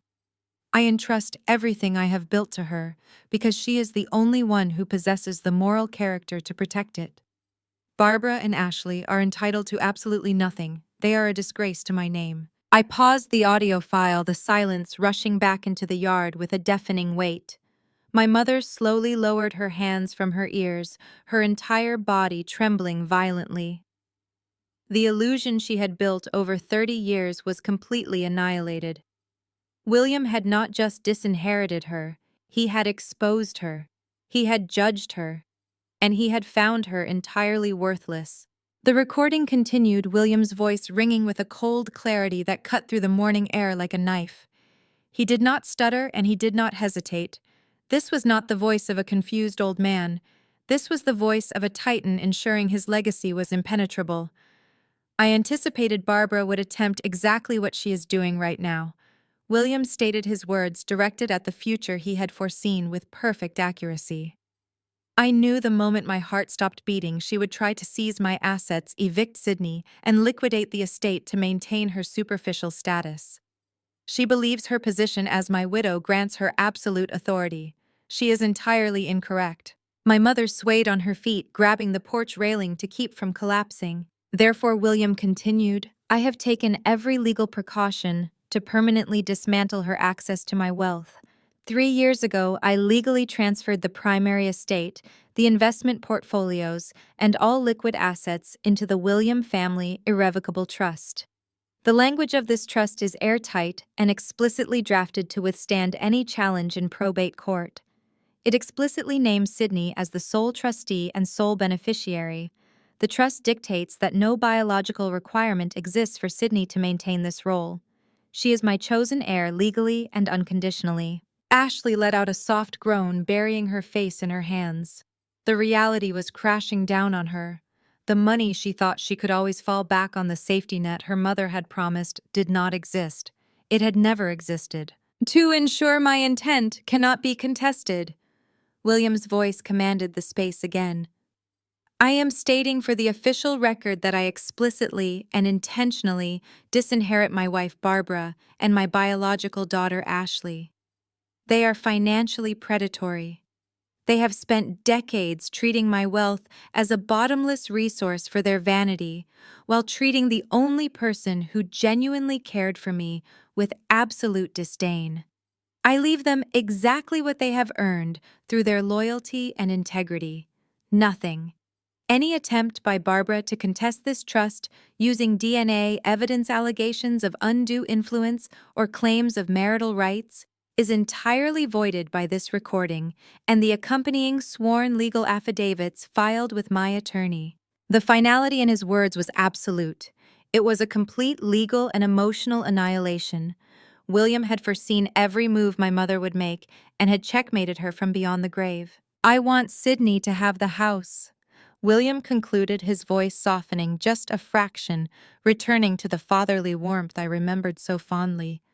"I want her to have the security I tried to provide while I was alive. And to Barbara, if you are listening to this because you tried to throw my daughter out on the street, know this. You did not outsmart me.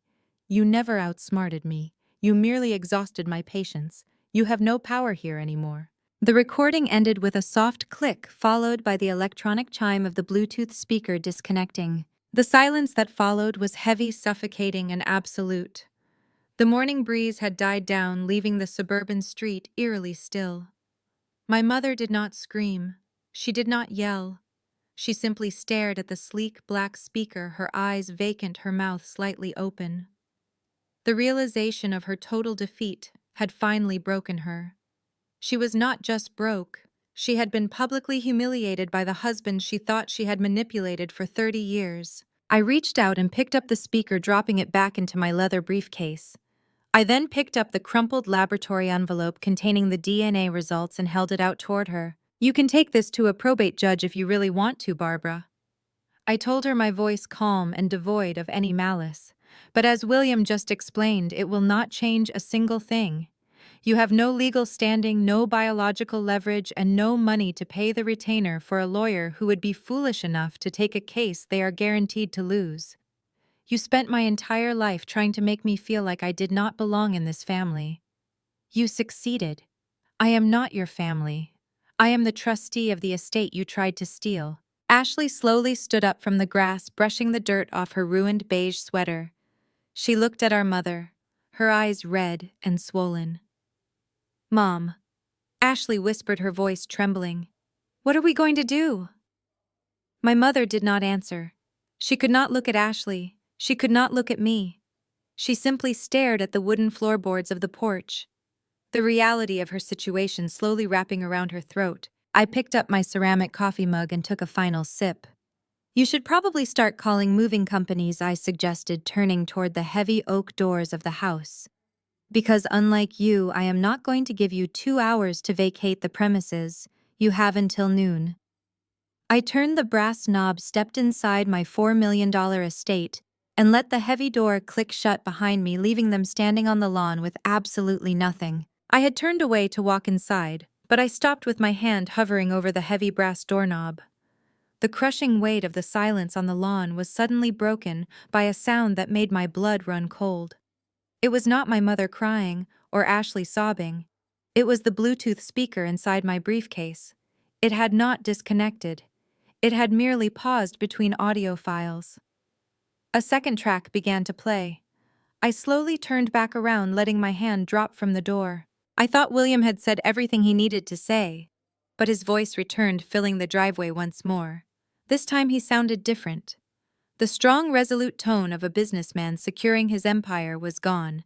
His voice was ragged, shallow, and laced with a terrifying exhaustion. "September 29th. He rasped the recording, crackling slightly, as if he was holding the microphone too close to his face. "I need to get this down while I still have the strength to speak." My mother, who had been staring blankly at the wooden floorboards, snapped her head up. Her eyes went wide with a new kind of terror. This was not the financial recording. She lunged forward, her manicured hands scrambling for my briefcase. "Turn it off," she screamed, her voice cracking. "Sydney, turn it off right now." I stepped sharply to the side, blocking her path and pulling the briefcase out of her reach. "I do not think so, Barbara," I said, my voice dangerously quiet. "Let the man finish. I am recording this because I know I am dying." William wheezed, the sound of his labored breathing echoing painfully loudly. But it is not just my heart failing, they are helping it fail. Ashley gasped, crawling forward on the grass. Who, she cried out to the speaker. Dad, who is helping it fail. Barbara and Ashley, he answered, as if replying directly to her. I have known for weeks. I hired a new private investigator after my first minor heart flutter in August. He installed hidden cameras in my study and the master suite. I have been watching the footage on my tablet when they think I am asleep. My mother let out a horrific wail, covering her face with her hands. No, she sobbed, collapsing back against the porch railing. No, he promised he would not record the cameras. He promised. You knew about the cameras, I demanded, staring at the pathetic woman cowering before me. What did you do? The recording answered for her. They have been hiding my nitroglycerin pills. William confessed, his voice barely more than a strained whisper. Whenever I have an angina attack and ask for my medication, Barbara tells me she needs to go to the pharmacy. She leaves me alone in the room, gasping for air for hours. Sometimes she just sits in the armchair across from my bed and watches me struggle. Ashley let out a piercing scream, pressing her hands over her ears. Mom, tell me he is lying, she begged hysterically. Tell me you did not do that. She did it. William continued, his voice devoid of any warmth. And you helped her, Ashley. I watched the footage of you coming into my room while I was sleeping and deliberately turning off the alarm on my oxygen concentrator. You told Barbara you were just tired of hearing it beep. You both thought I was just a senile old man who would not notice. You wanted the trust money so badly you were willing to accelerate my death to get it. The silence that followed was absolute, broken only by the sound of Ashley's horrified sobbing and the ragged breathing from the speaker. The gravity of what William had just revealed was staggering. This was not just a dispute over a $4 million estate. This was not just a case of forged signatures and offshore accounts. This was medical neglect. It was calculated domestic abuse. I have forwarded all the security footage and a sworn medical affidavit to my private investigator. William stated, his voice growing weaker by the second. He has instructions to release everything to the authorities if my death is deemed suspicious. I am too tired to fight them anymore. I am just so tired. Sydney, if you hear this, I am sorry I could not protect you from the ugly truth. Stay far away from them. They are not a family, they are a poison.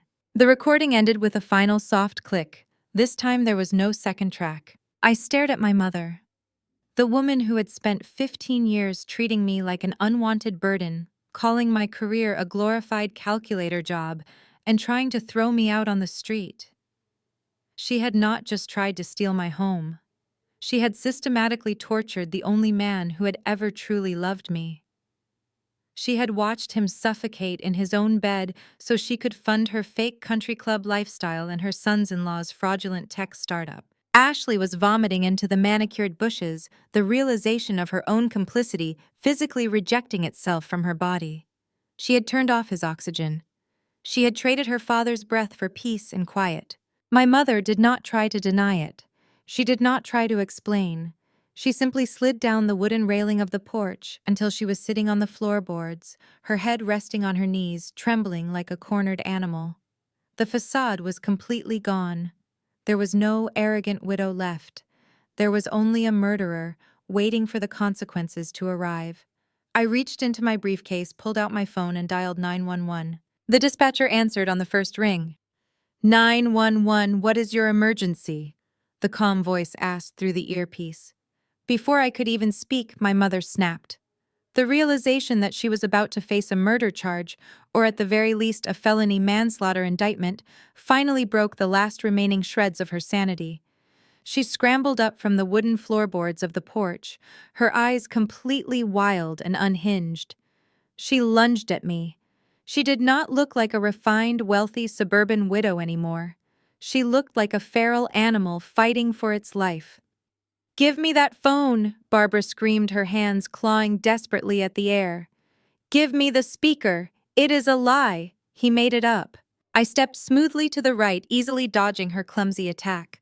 Her momentum carried her forward and she crashed hard into the wooden railing. But she did not stop. She spun around and focused her manic energy on the leather briefcase resting on the porch. She grabbed the black Bluetooth speaker I had just placed back inside. She raised the speaker above her head and hurled it down onto the stone pathway with all her might. The plastic casing shattered instantly, the internal wiring and battery packs spilling out across the pavement. She stomped on the broken pieces with her designer heels, crushing the microchips into the dirt, as if physically destroying the speaker would magically erase the audio file from existence. There she panted, her chest heaving violently. Her perfectly styled hair was a disheveled mess sticking to the sweat on her forehead. "It is gone. You have no proof, Sydney. No one is going to believe you. You recorded that yourself. You hired an actor to mimic his voice. I will tell the police you are trying to frame me." I watched her stomp on the plastic fragments, and I felt a profound sense of pity for her sheer ignorance. The dispatcher was still on the line, asking me to state my emergency. "Yes, hello," I said into the receiver, keeping my voice perfectly calm and steady. "I need police assistance at my residence.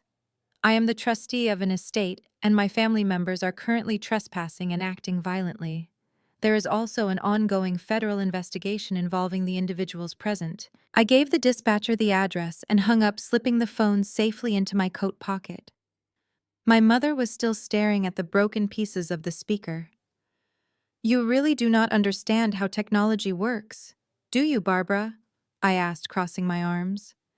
"You just destroyed a $200 piece of generic audio equipment. The file itself is securely backed up on 3 different encrypted cloud servers." She froze her foot, hovering over a cracked piece of plastic. And more importantly, I continued, taking a step closer to her so she could hear every single syllable clearly. "You think I brought this information out today just to gloat? I am a forensic accountant. I build airtight cases before I ever step into a room with a suspect. I received the audio file and the security footage directly from William's private investigator 3 days ago." Ashley, who had finally stopped vomiting and was wiping her mouth with the sleeve of her ruined sweater, looked up in absolute horror. 48 hours ago, I delivered physical and digital copies of that exact audio recording, along with the private investigator's comprehensive report, and all the hidden camera footage, directly to the district attorney, I revealed. I also sent copies to the Homicide Division of the Chicago Police Department. They have been reviewing the footage of you hiding his medication and Ashley turning off his oxygen machine for 2 solid days. My mother let out a high-pitched whining sound like a deflating balloon. "The police are not coming here just to escort you off the property for trespassing," I explained, my voice devoid of any sympathy. "They are coming to arrest you. I did not play that recording to warn you. I played it so you would know exactly why you are going to spend the rest of your natural life in a federal penitentiary. I wanted you to know that William got the last word." "You are lying," Barbara whispered violently, shaking her head. "You could not have done that. If you think I am lying, I suggest you run," I told her, pointing toward the driveway. "You might make it to the highway before the squad cars arrive." Ashley collapsed onto her side on the grass, sobbing. "Mom, we are going to jail!" Ashley wailed, her voice echoing loudly. "We killed him! We actually killed him!" "Just shut up!" my mother screamed, turning to run away in blind, total panic. My mother took 2 frantic steps across the manicured grass before a deep rumbling sound echoed down the quiet suburban street. It was not the high-pitched wail of a local police siren. It was the heavy, synchronized hum of large engines approaching at a rapid speed. Before Barbara could even reach the edge of the property line, 3 massive matte black SUVs swerved aggressively into our gravel driveway. Their tires crunched loudly as they parked at sharp angles, completely barricading the exit. Jamal's sports car was long gone, but my mother was now trapped with nowhere to run. The heavy doors of the SUVs swung open simultaneously. Men and women stepped out, moving with a precise military efficiency that instantly froze my mother in her tracks. They were not wearing the standard blue uniforms of the Chicago Police Department. They wore dark tactical pants and navy blue windbreakers. As they turned, I could clearly see the bold yellow letters printed across their backs. FBI and IRSCI. The Federal Bureau of Investigation and the Internal Revenue Service Criminal Investigation Division had officially arrived at the estate. Ashley let out a terrified whimper, burying her face in the grass. My mother stumbled backward, clutching her chest, her eyes darting between the armed agents and the blocked driveway. "What is this?" she gasped, her voice barely a whisper. "Why are they here?" I walked slowly down the wooden steps of the porch, my leather briefcase securely in my hand. "You really thought I spent the entire night just printing out a single report for a regional bank manager?" I asked her, my voice cutting through the hum of the idling engines. "I am a certified forensic accountant, Barbara. When I uncover a massive web of financial crimes, I do not just stop at stopping a foreclosure. I have a legal and ethical obligation to report federal offenses to the proper authorities." A tall, imposing agent with silver hair and a stern expression began walking up the driveway, unhooking a pair of heavy steel handcuffs from his belt. Two other agents flanked him, their hands resting cautiously on their holstered weapons. "You see, Barbara," I continued, keeping my eyes locked on her terrified face, "I did not just find the forged mortgage documents. When I dug into the financial history of this house, I realized you have been skimming money from William's business accounts for the past 7 years. You funneled hundreds of thousands of dollars into offshore accounts to avoid paying federal taxes so you could afford your endless spa vacations and designer wardrobes. Tax evasion is a serious federal crime." The lead agent stopped a few feet away from my mother. "Barbara William," he stated, his voice echoing with absolute authority, "we have a federal warrant for your arrest." My mother shook her head frantically, holding her hands up in a desperate plea. "No, you do not understand," she babbled, tears streaming down her ruined makeup. "My son-in-law Jamal did it. He stole the money for his startup.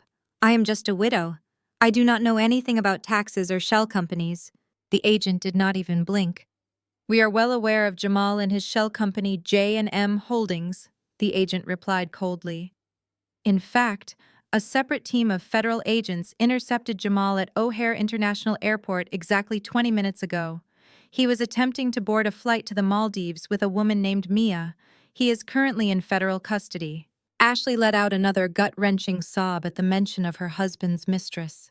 Her entire life was being dismantled, broadcasted and prosecuted, all in the span of a single morning. "You and Jamal left a digital footprint so massive a first-year accounting student could have tracked it," I told my mother.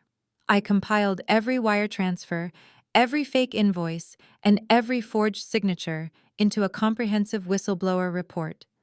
I submitted it directly to the IRS and the FBI Cybercrimes Division.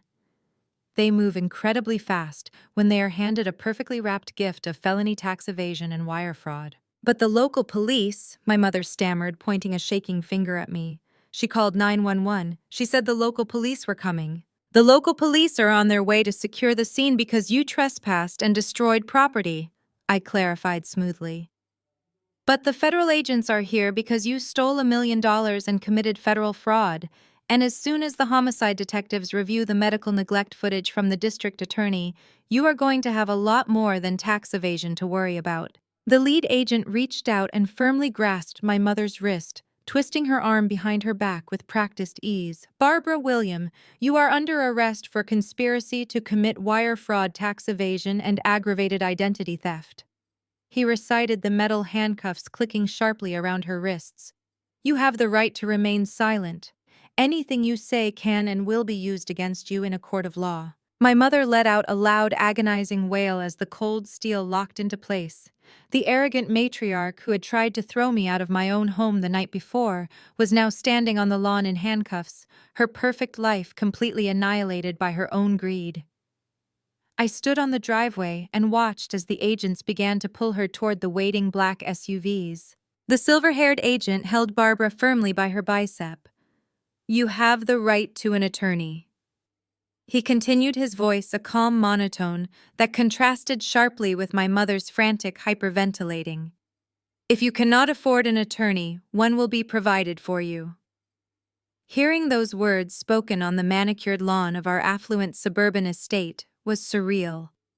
Neighbors had started stepping out onto their front porches, drawn by the commotion and the flashing lights of the federal vehicles. The women my mother usually played tennis with were now watching her get dragged across the gravel in handcuffs. Another agent, a tall woman with a heavy tactical vest and a clipboard, stepped forward to clarify the exact nature of the nightmare Barbara was entering. Barbara William, you are being taken into federal custody under a multi-agency indictment. The female agent announced, her voice projecting clearly for the entire street to hear. The federal charges include, but are not limited to, felony tax evasion, conspiracy to commit bank fraud, and aggravated identity theft. Furthermore, based on evidence submitted to the district attorney by your daughter, you are also being charged with felony elder abuse resulting in death. The words "resulting in death" hit my mother like a physical blow. Her knees buckled instantly. The agents had to grip her arms tighter to hold her upright and prevent her from collapsing onto the crushed remains of the Bluetooth speaker she had just destroyed. No, my mother wailed, thrashing her shoulders in a futile, pathetic attempt to break free from the federal agents. I did not kill him. It was just his heart. It was just his heart. Ashley, tell them. My mother twisted her neck violently, searching frantically for her golden child. Ashley was still sitting on the damp grass. She had stopped vomiting, but she was completely paralyzed by shock. Her designer sweater was stained with dirt and bile. Her perfectly manicured hands were shaking uncontrollably as she stared at the woman who had raised her. Ashley, get up! My mother shrieked, the panic in her voice reaching a fever pitch. Call our lawyer right now! Call the estate attorney! Do not just sit there like an idiot. Help your mother! Ashley did not move a single muscle to help. She just stared at Barbara, her eyes wide with terror and a dawning realization of her own complicity. Ashley finally understood that the protective bubble of wealth and privilege they had lived in was entirely fabricated. It was funded by fraud and sustained by medical murder. She shook her head, slowly backing away on the grass. I cannot, Ashley whispered, her voice cracking into a pathetic sob. You killed him. You made me help you kill him. I am not going to jail for you. The betrayal from her favorite daughter shattered the last ounce of my mother's fight. She went completely limp, sobbing hysterically as the agents dragged her toward the open door of the central SUV. Before they shoved her into the back seat, my mother made one final desperate play for someone else to take the fall. Jamal has the money, she cried out to the silver-haired agent, her voice hoarse and desperate. He is the one you want. He manipulated me into doing it. Go find Jamal. The lead agent paused, resting his hand on the roof of the SUV. He looked down at my mother with absolute disgust. I already told you, Mom, the agent replied coldly. Jamal is not a fugitive. He is in federal custody as we speak. He did not even make it past the TSA security checkpoint at Terminal 5. The female agent looked over at Ashley, delivering the final piece of the devastating puzzle. Your husband attempted to board an international flight to the Maldives exactly 45 minutes ago, the agent explained. He was accompanied by a female companion identified as Mia. He had 2 suitcases packed with designer clothing and a briefcase containing $50,000 in undeclared cash. When the airport police apprehended him at the boarding gate, he immediately offered to testify against both of you in exchange for federal immunity. Ashley let out a hollow gasp. Jamal had not just abandoned her on the lawn. He had packed bags with his mistress and actively tried to trade his wife and mother-in-law for a get-out-of-jail-free card. He was the ultimate coward, exactly as Barbara described. Move, the agent ordered, pushing my mother firmly into the back seat of the SUV. The heavy doors slammed shut with a definitive metallic thud that signaled the absolute end of her reign. The matte black federal vehicles reversed out of the driveway in perfect synchronization, leaving nothing but deep tire tracks in the crushed gravel.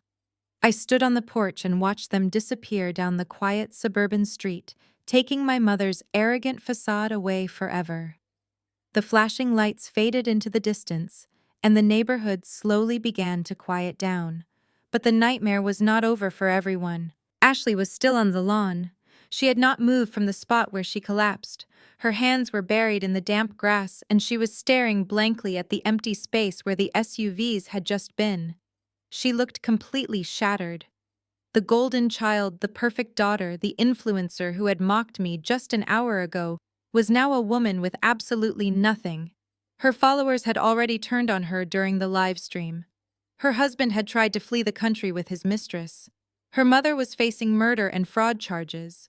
The lead bank representative, who had wisely retreated to the edge of the property during the FBI raid, slowly walked back up the driveway. He was holding a fresh clipboard and a ring of heavy plastic zip ties used for securing asset tags. He did not look intimidated anymore. He looked like a man with a job to do. "Mrs. Ashley," he said, his voice clipped and entirely devoid of the customer service warmth he had used earlier.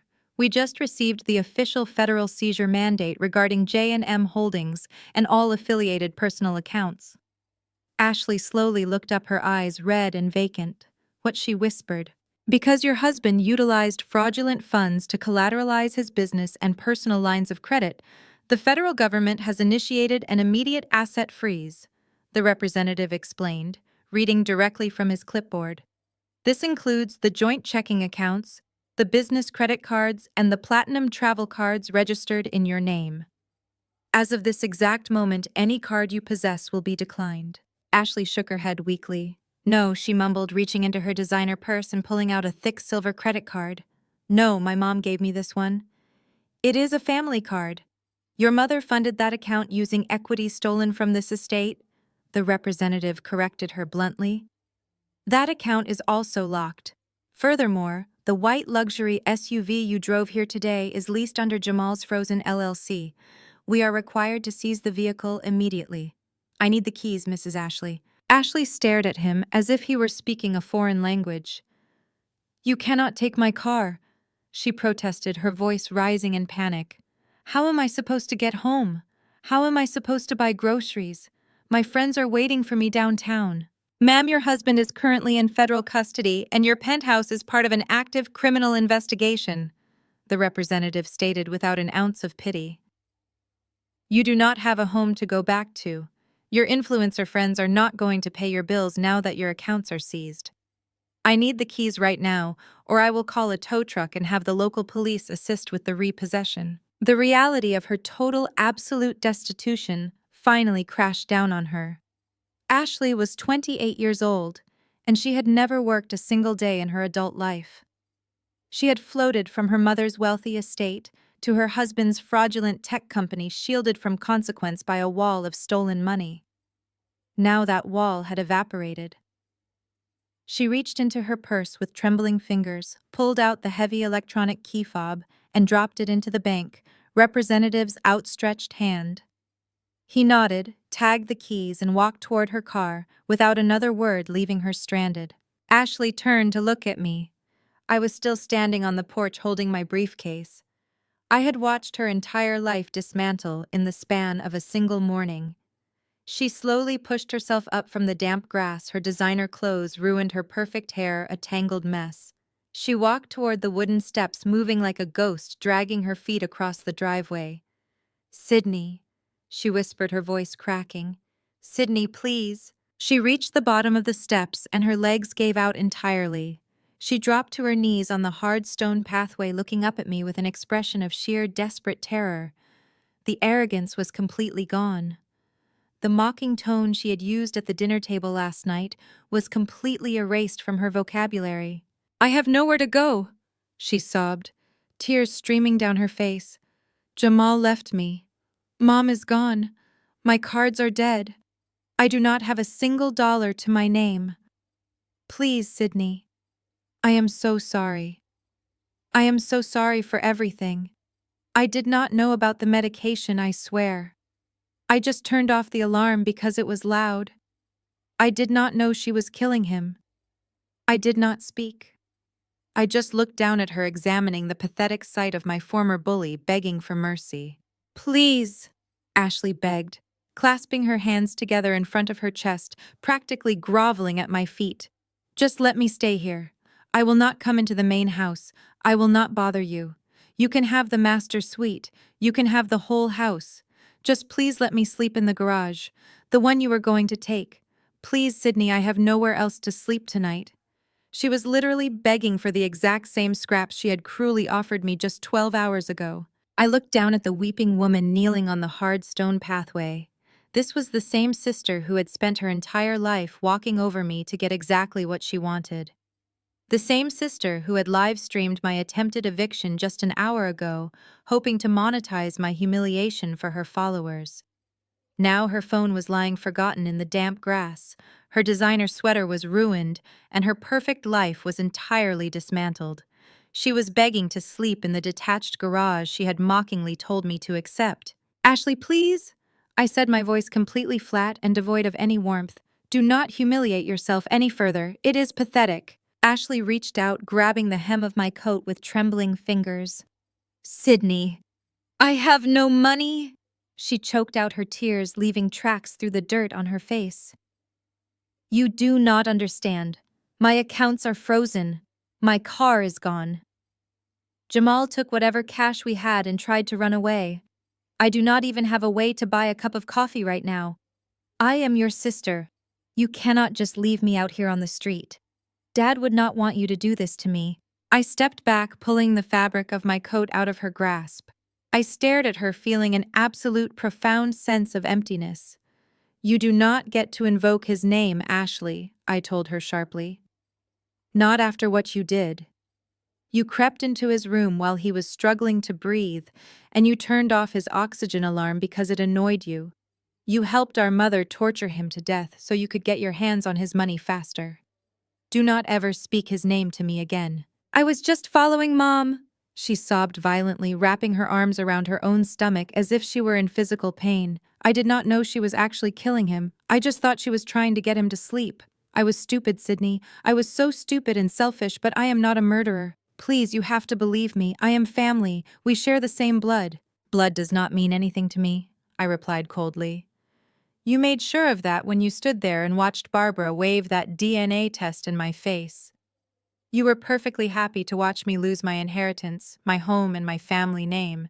You laughed about it. You recorded it. You wanted me destroyed. The only reason you are crying right now is because you got caught and your husband abandoned you. You are not sorry for what you did to our father. You are just sorry you do not have a platinum credit card anymore." The lead bank representative cleared his throat, stepping forward with his clipboard. "Mrs. Ashley." He interrupted, his tone completely professional and unsympathetic. "I am going to have to ask you to vacate the premises immediately. The trustee has made it clear that you are not welcome here, and if you continue to loiter, we will be forced to contact local law enforcement to process a formal trespassing charge." Ashley looked from the bank representative to me, her eyes wide with sheer panic. She realized the ultimate truth. There was no safety net left. I was the only person standing between her and total destitution, and I was not going to move an inch to catch her. I adjusted the grip on my leather briefcase and looked her dead in the eye. "I am going to give you the exact same advice you gave me last night at the dinner table," I said, enunciating every word with perfect clarity. "Just take the consequences and be grateful. At least you still have a roof over your head, somewhere in a federal holding cell." I did not wait for her to respond. I turned my back on her, leaving her kneeling in the dirt. I walked up the remaining wooden steps, my heels clicking sharply against the wood. I reached out and grabbed the heavy brass handle of the front door. The massive oak door swung open, revealing the warm, quiet interior of my $4 million estate. The house finally felt clean. Sydney Ashley screamed behind me, her voice tearing through the morning air in a final desperate plea. I did not look back. I stepped inside the grand foyer, pulled the heavy oak door shut behind me, and firmly turned the deadbolt. The loud metallic click echoed through the empty hallway, a sound of absolute finality. I left her outside on the lawn with the federal agents and the bank representatives, completely locked out of my life forever. 1 month later, I found myself sitting in a sterile, harshly lit room that smelled faintly of industrial bleach and stale sweat. The journey from the sprawling $4 million suburban estate to the Chicago Metropolitan Correctional Center was a sharp, jarring contrast. I sat rigidly on a bolted metal stool, staring straight ahead at a thick pane of smudged plexiglass. The heavy steel door on the opposite side of the glass clanked loudly, swinging open to admit the prisoners designated for the morning visitation block. My mother walked into the room. It took me a moment to fully register that the woman shuffling toward the partition was indeed Barbara. The transformation was absolute and devastating. Her perfectly dyed and styled hair had grown out, revealing stark gray roots. Her face, stripped of the expensive cosmetics and chemical peels she relied on, looked hollow and deeply aged. She was swimming in a standard-issue khaki prison jumpsuit that highlighted how much weight she had lost in just 4 weeks. The arrogant, vicious matriarch, who had tried to throw me out of my own home, was completely gone. In her place was a broken, terrified inmate. She sat down heavily on the metal stool opposite me, her shoulders slumped, her hands trembling slightly as she reached for the black telephone receiver mounted on the wall. I picked up my receiver, holding it to my ear. The line crackled with static. "Sydney," she whispered, her voice cracking instantly. "Oh God, Sydney, thank you for coming. I did not think you would actually come." I did not offer a greeting, I just looked at her, waiting. She pressed her free hand against the smudged plexiglass, as if she desperately wanted to reach through and touch me. "It is a nightmare in here," she sobbed, the tears flowing freely down her pale cheeks. "It is absolute hell. The food is inedible. The noise never stops. I share a cell with a woman who screams at the walls all night. I cannot sleep. I cannot breathe. You have to get me out of here. Please, you have to help me." I kept my voice perfectly level. "You are currently awaiting federal trial for conspiracy to commit wire fraud, tax evasion, aggravated identity theft, and felony elder abuse resulting in death. Barbara, the federal prosecutor is pushing for a maximum sentence. The judge deemed you a flight risk due to your offshore accounts. Getting you out is not exactly a simple administrative task." I know, she whimpered, wiping her nose with the sleeve of her coarse jumpsuit. "I know, my lawyer explained everything. But the judge finally agreed to set bail yesterday. It is high. It is incredibly high because of the flight risk. But if I can post the bond, they will let me out on house arrest until the trial." She leaned closer to the glass, her eyes wide and pleading. "It is $500,000, Sydney. I know that sounds like a lot, but you have the estate, you have the trust fund, you have millions of dollars in liquid assets. You could easily secure a bond for that amount without even making a dent in your portfolio." I let her words hang in the air for a long moment. "You want me to pay $500,000 to bail out the woman who tried to steal my inheritance, frame me for trespassing, and actively participated in the medical neglect of the only father I ever knew? Sydney, please." She begged, her voice rising in pitch, a desperate whine echoing through the receiver. "I am your mother. I gave birth to you. I carried you for 9 months. You cannot just leave your own mother rotting in a concrete box. I am begging you. I will do whatever you want. I will sign whatever you want. Just pay the bail. Do not let me die in here." I watched her cry. I watched her attempt to use the absolute last weapon she thought she possessed, the biological guilt trip. She genuinely believed that underneath all the hatred, all the abuse, and all the betrayal, there was still a fundamental, unbreakable bond because we shared DNA. She thought the title of mother was a magic word that would somehow erase 33 years of cruelty. She was wrong. I slowly reached into the slim leather portfolio I had brought with me. I did not bring my heavy forensic accounting briefcase today. I only needed a single document to finish this. I pulled out a crisp white envelope and slid it through the narrow metal slot located at the bottom of the plexiglass partition. It pushed through to her side, coming to rest on the metal ledge beneath her elbows. "What is this?" she asked, her voice trembling as she looked down at the envelope. "Is it the bond paperwork? Did you bring the bond?" I looked directly into her terrified eyes. "No, Barbara," I replied, my voice as cold and unforgiving as the concrete walls surrounding us. "It is the exact opposite." My mother hesitated, her trembling fingers hovering over the crisp white envelope resting on the metal ledge.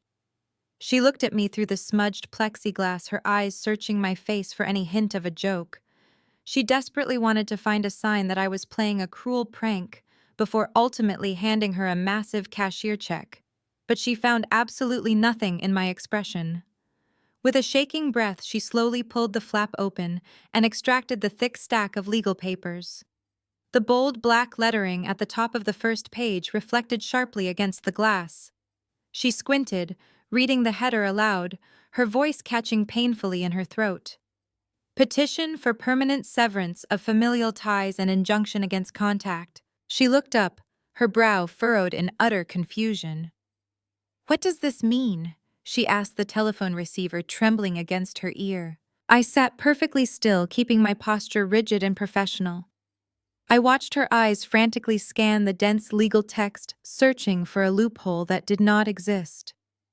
"You spent the morning of my attempted eviction screaming on the front lawn about how I had no right to William's legacy because I was not his biological daughter," I reminded her, my voice slicing through the static on the line. "You thought that faded laboratory envelope was going to be my execution. You thought biology was your ultimate weapon. But you failed to realize that biology is a two-way street." My mother swallowed hard, her eyes darting back down to the papers. "Since you so eagerly proved that I am not William's biological child, and William legally disinherited you entirely, there is absolutely no remaining legal or financial bridge connecting us," I explained, breaking down the law with clinical precision. "We do not share a father. We do not share an estate. We do not share a trust. And as of this morning, when a federal judge signed that document, we no longer share a recognized familial relationship. I have legally emancipated myself from you." "You cannot do this," she gasped, her chest heaving as she struggled to pull oxygen into her lungs. "I am your mother. You cannot just legally erase me. I gave birth to you. That is a biological fact, Sydney. You cannot change that with a piece of paper." I leaned closer to the glass, resting my elbows on the cold metal counter. "You were a biological incubator, Barbara," I stated with absolute coldness. "That is the exact and only title you ever earned. You never acted like a mother. You acted like a warden guarding a vault you did not own. You spent decades trying to make me feel like an unwanted parasite. And now the vault is locked, and you are the one sitting in a cage begging for scraps. You wanted to use DNA to destroy my life, but I am using the federal legal system to permanently excise you from mine like a malignant tumor." My mother dropped the papers onto the metal ledge as if they were physically burning her hands. The tears streamed down her hollow cheeks, ruining the last remnants of her dignity. "You see, Barbara, the law is incredibly precise," I continued, my voice relentless. "You are currently facing federal prosecution for defrauding my legally appointed trust and contributing to the death of my father. The secondary documents in that packet include a permanent federal restraining order. It bars you from ever contacting me, contacting my legal representatives, or attempting to make any claim against my assets for the rest of your natural life. If you so much as send a handwritten letter to my attorney from your prison cell, it will automatically trigger a violation." She shook her head violently, pressing her free hand against the glass. "No, Sydney, please listen to me," she begged, her voice deteriorating into a pathetic whine. "You are all I have left. Ashley will not even take my calls. Jamal took a plea deal and is testifying against me.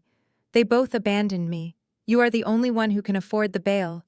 I will die in here. I will not survive a 20-year sentence." "You should have thought about survival before you decided to hide a dying man's heart medication," I replied, my tone completely devoid of mercy. "You might want to ask your golden child for the bail money." "Oh wait, Ashley is currently living in a state-subsidized halfway house after the federal government seized her designer wardrobe and her frozen accounts. She also took a plea deal to testify against you in exchange for avoiding federal prison time. They both threw you under the bus the exact second it benefited them. You raised them perfectly." My mother slammed her fists against the plexiglass, the dull thud echoing loudly in the sterile visitation room. A corrections officer stepped forward from the corner of the room, placing a hand on his heavy utility belt, but I waved him off with a subtle gesture. "Sydney, you listen to me!" she shrieked, the telephone receiver rattling against her ear as she lost the last shred of her sanity. "You owe me. I kept a roof over your head. I paid for your food. You are going to pay this bail, or I swear to God I will tell the press everything." I will ruin your pristine reputation. I will tell the world you stole my house. I did not feel anger. I did not feel sadness.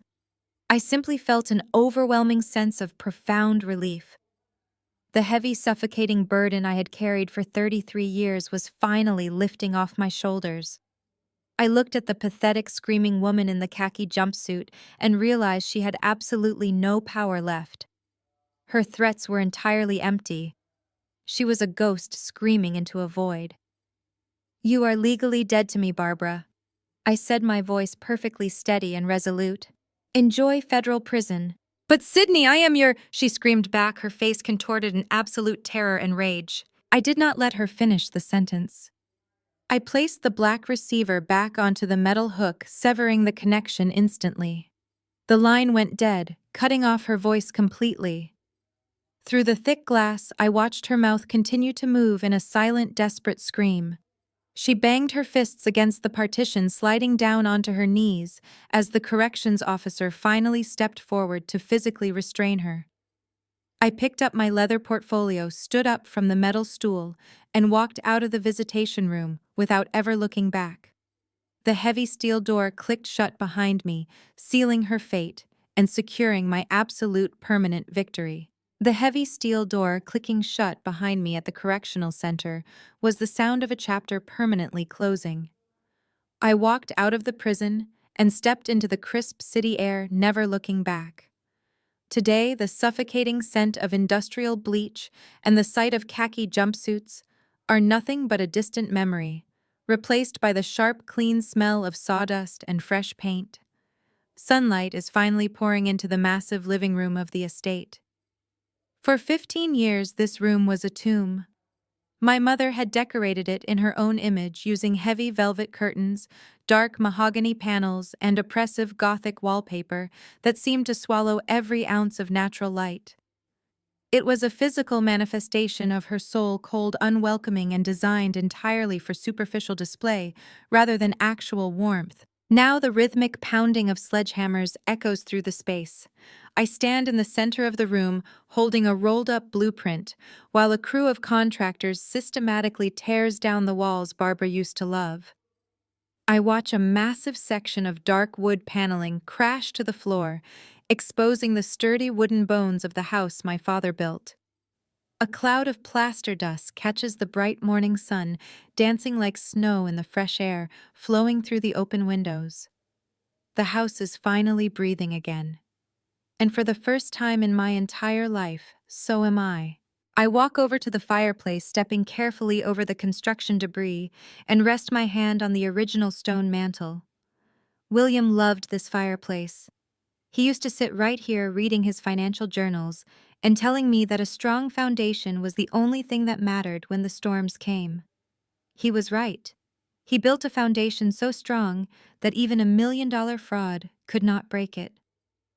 The last month has been an exhausting whirlwind of legal filings, court dates, and asset recovery. The federal prosecutors seized every single thing Jamal and Barbara touched. The downtown penthouse is on the market. The shell companies are completely dissolved. The offshore accounts were swiftly repatriated. And Ashley is learning the harsh reality of minimum wage while living in a state-subsidized halfway house. They spent their entire lives chasing money without any moral compass, and it led them straight into total, absolute ruin. As I watch the contractors carry the last of the oppressive velvet drapes out to the industrial dumpster in the driveway, I realize something profound about the concept of family. Society conditions us to believe that blood is an unbreakable bond. We are constantly told to forgive the unforgivable simply because we share a genetic sequence with our abusers. But William taught me the truth. Family is not DNA. Family is respect. Family is having the courage to set firm boundaries. Family is the relentless protection of the people who actually value your soul.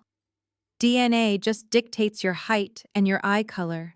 It absolutely does not excuse theft, manipulation, or cruelty. I am not keeping this $4 million estate just to live alone in a massive empty house.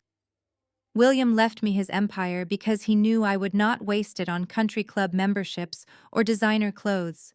He knew I would use it as a weapon for good. So I have decided to leverage the equity of this property. I am not funding a fake tech startup. I am opening my own forensic accounting firm right here in downtown Chicago. My firm will not be handling corporate tax returns or standard payroll audits. We are going to specialize entirely in domestic financial abuse. We will take the difficult cases where elderly parents are being quietly drained by greedy children. We will take the cases where spouses hide assets during divorces using complex shell companies. We will track every hidden offshore account, every forged signature, and every stolen dime. I am going to take the exact same skills I used to dismantle Jamal's fraudulent empire, and I am going to use them to protect people who do not know how to fight back against the monsters living inside their own homes. William's legacy will not be defined by the wife who betrayed him. It will be defined by the daughter who fought for him and the countless victims she will save in his name. The contractors turn off their heavy machinery for a lunch break, leaving the sunlit room in a peaceful quiet. I walk over to the massive bay window, looking out over the manicured lawn where my mother and sister threw their final pathetic tantrums. The grass has grown back over the tire tracks left by the federal agents. The property is completely mine. The legacy is completely secure. Have you ever had to use your own career skills to dismantle a toxic family member's lies? Tell me how you protected yourself in the comments below. And remember, the best revenge is not just surviving, it is auditing their lies until there is nothing left.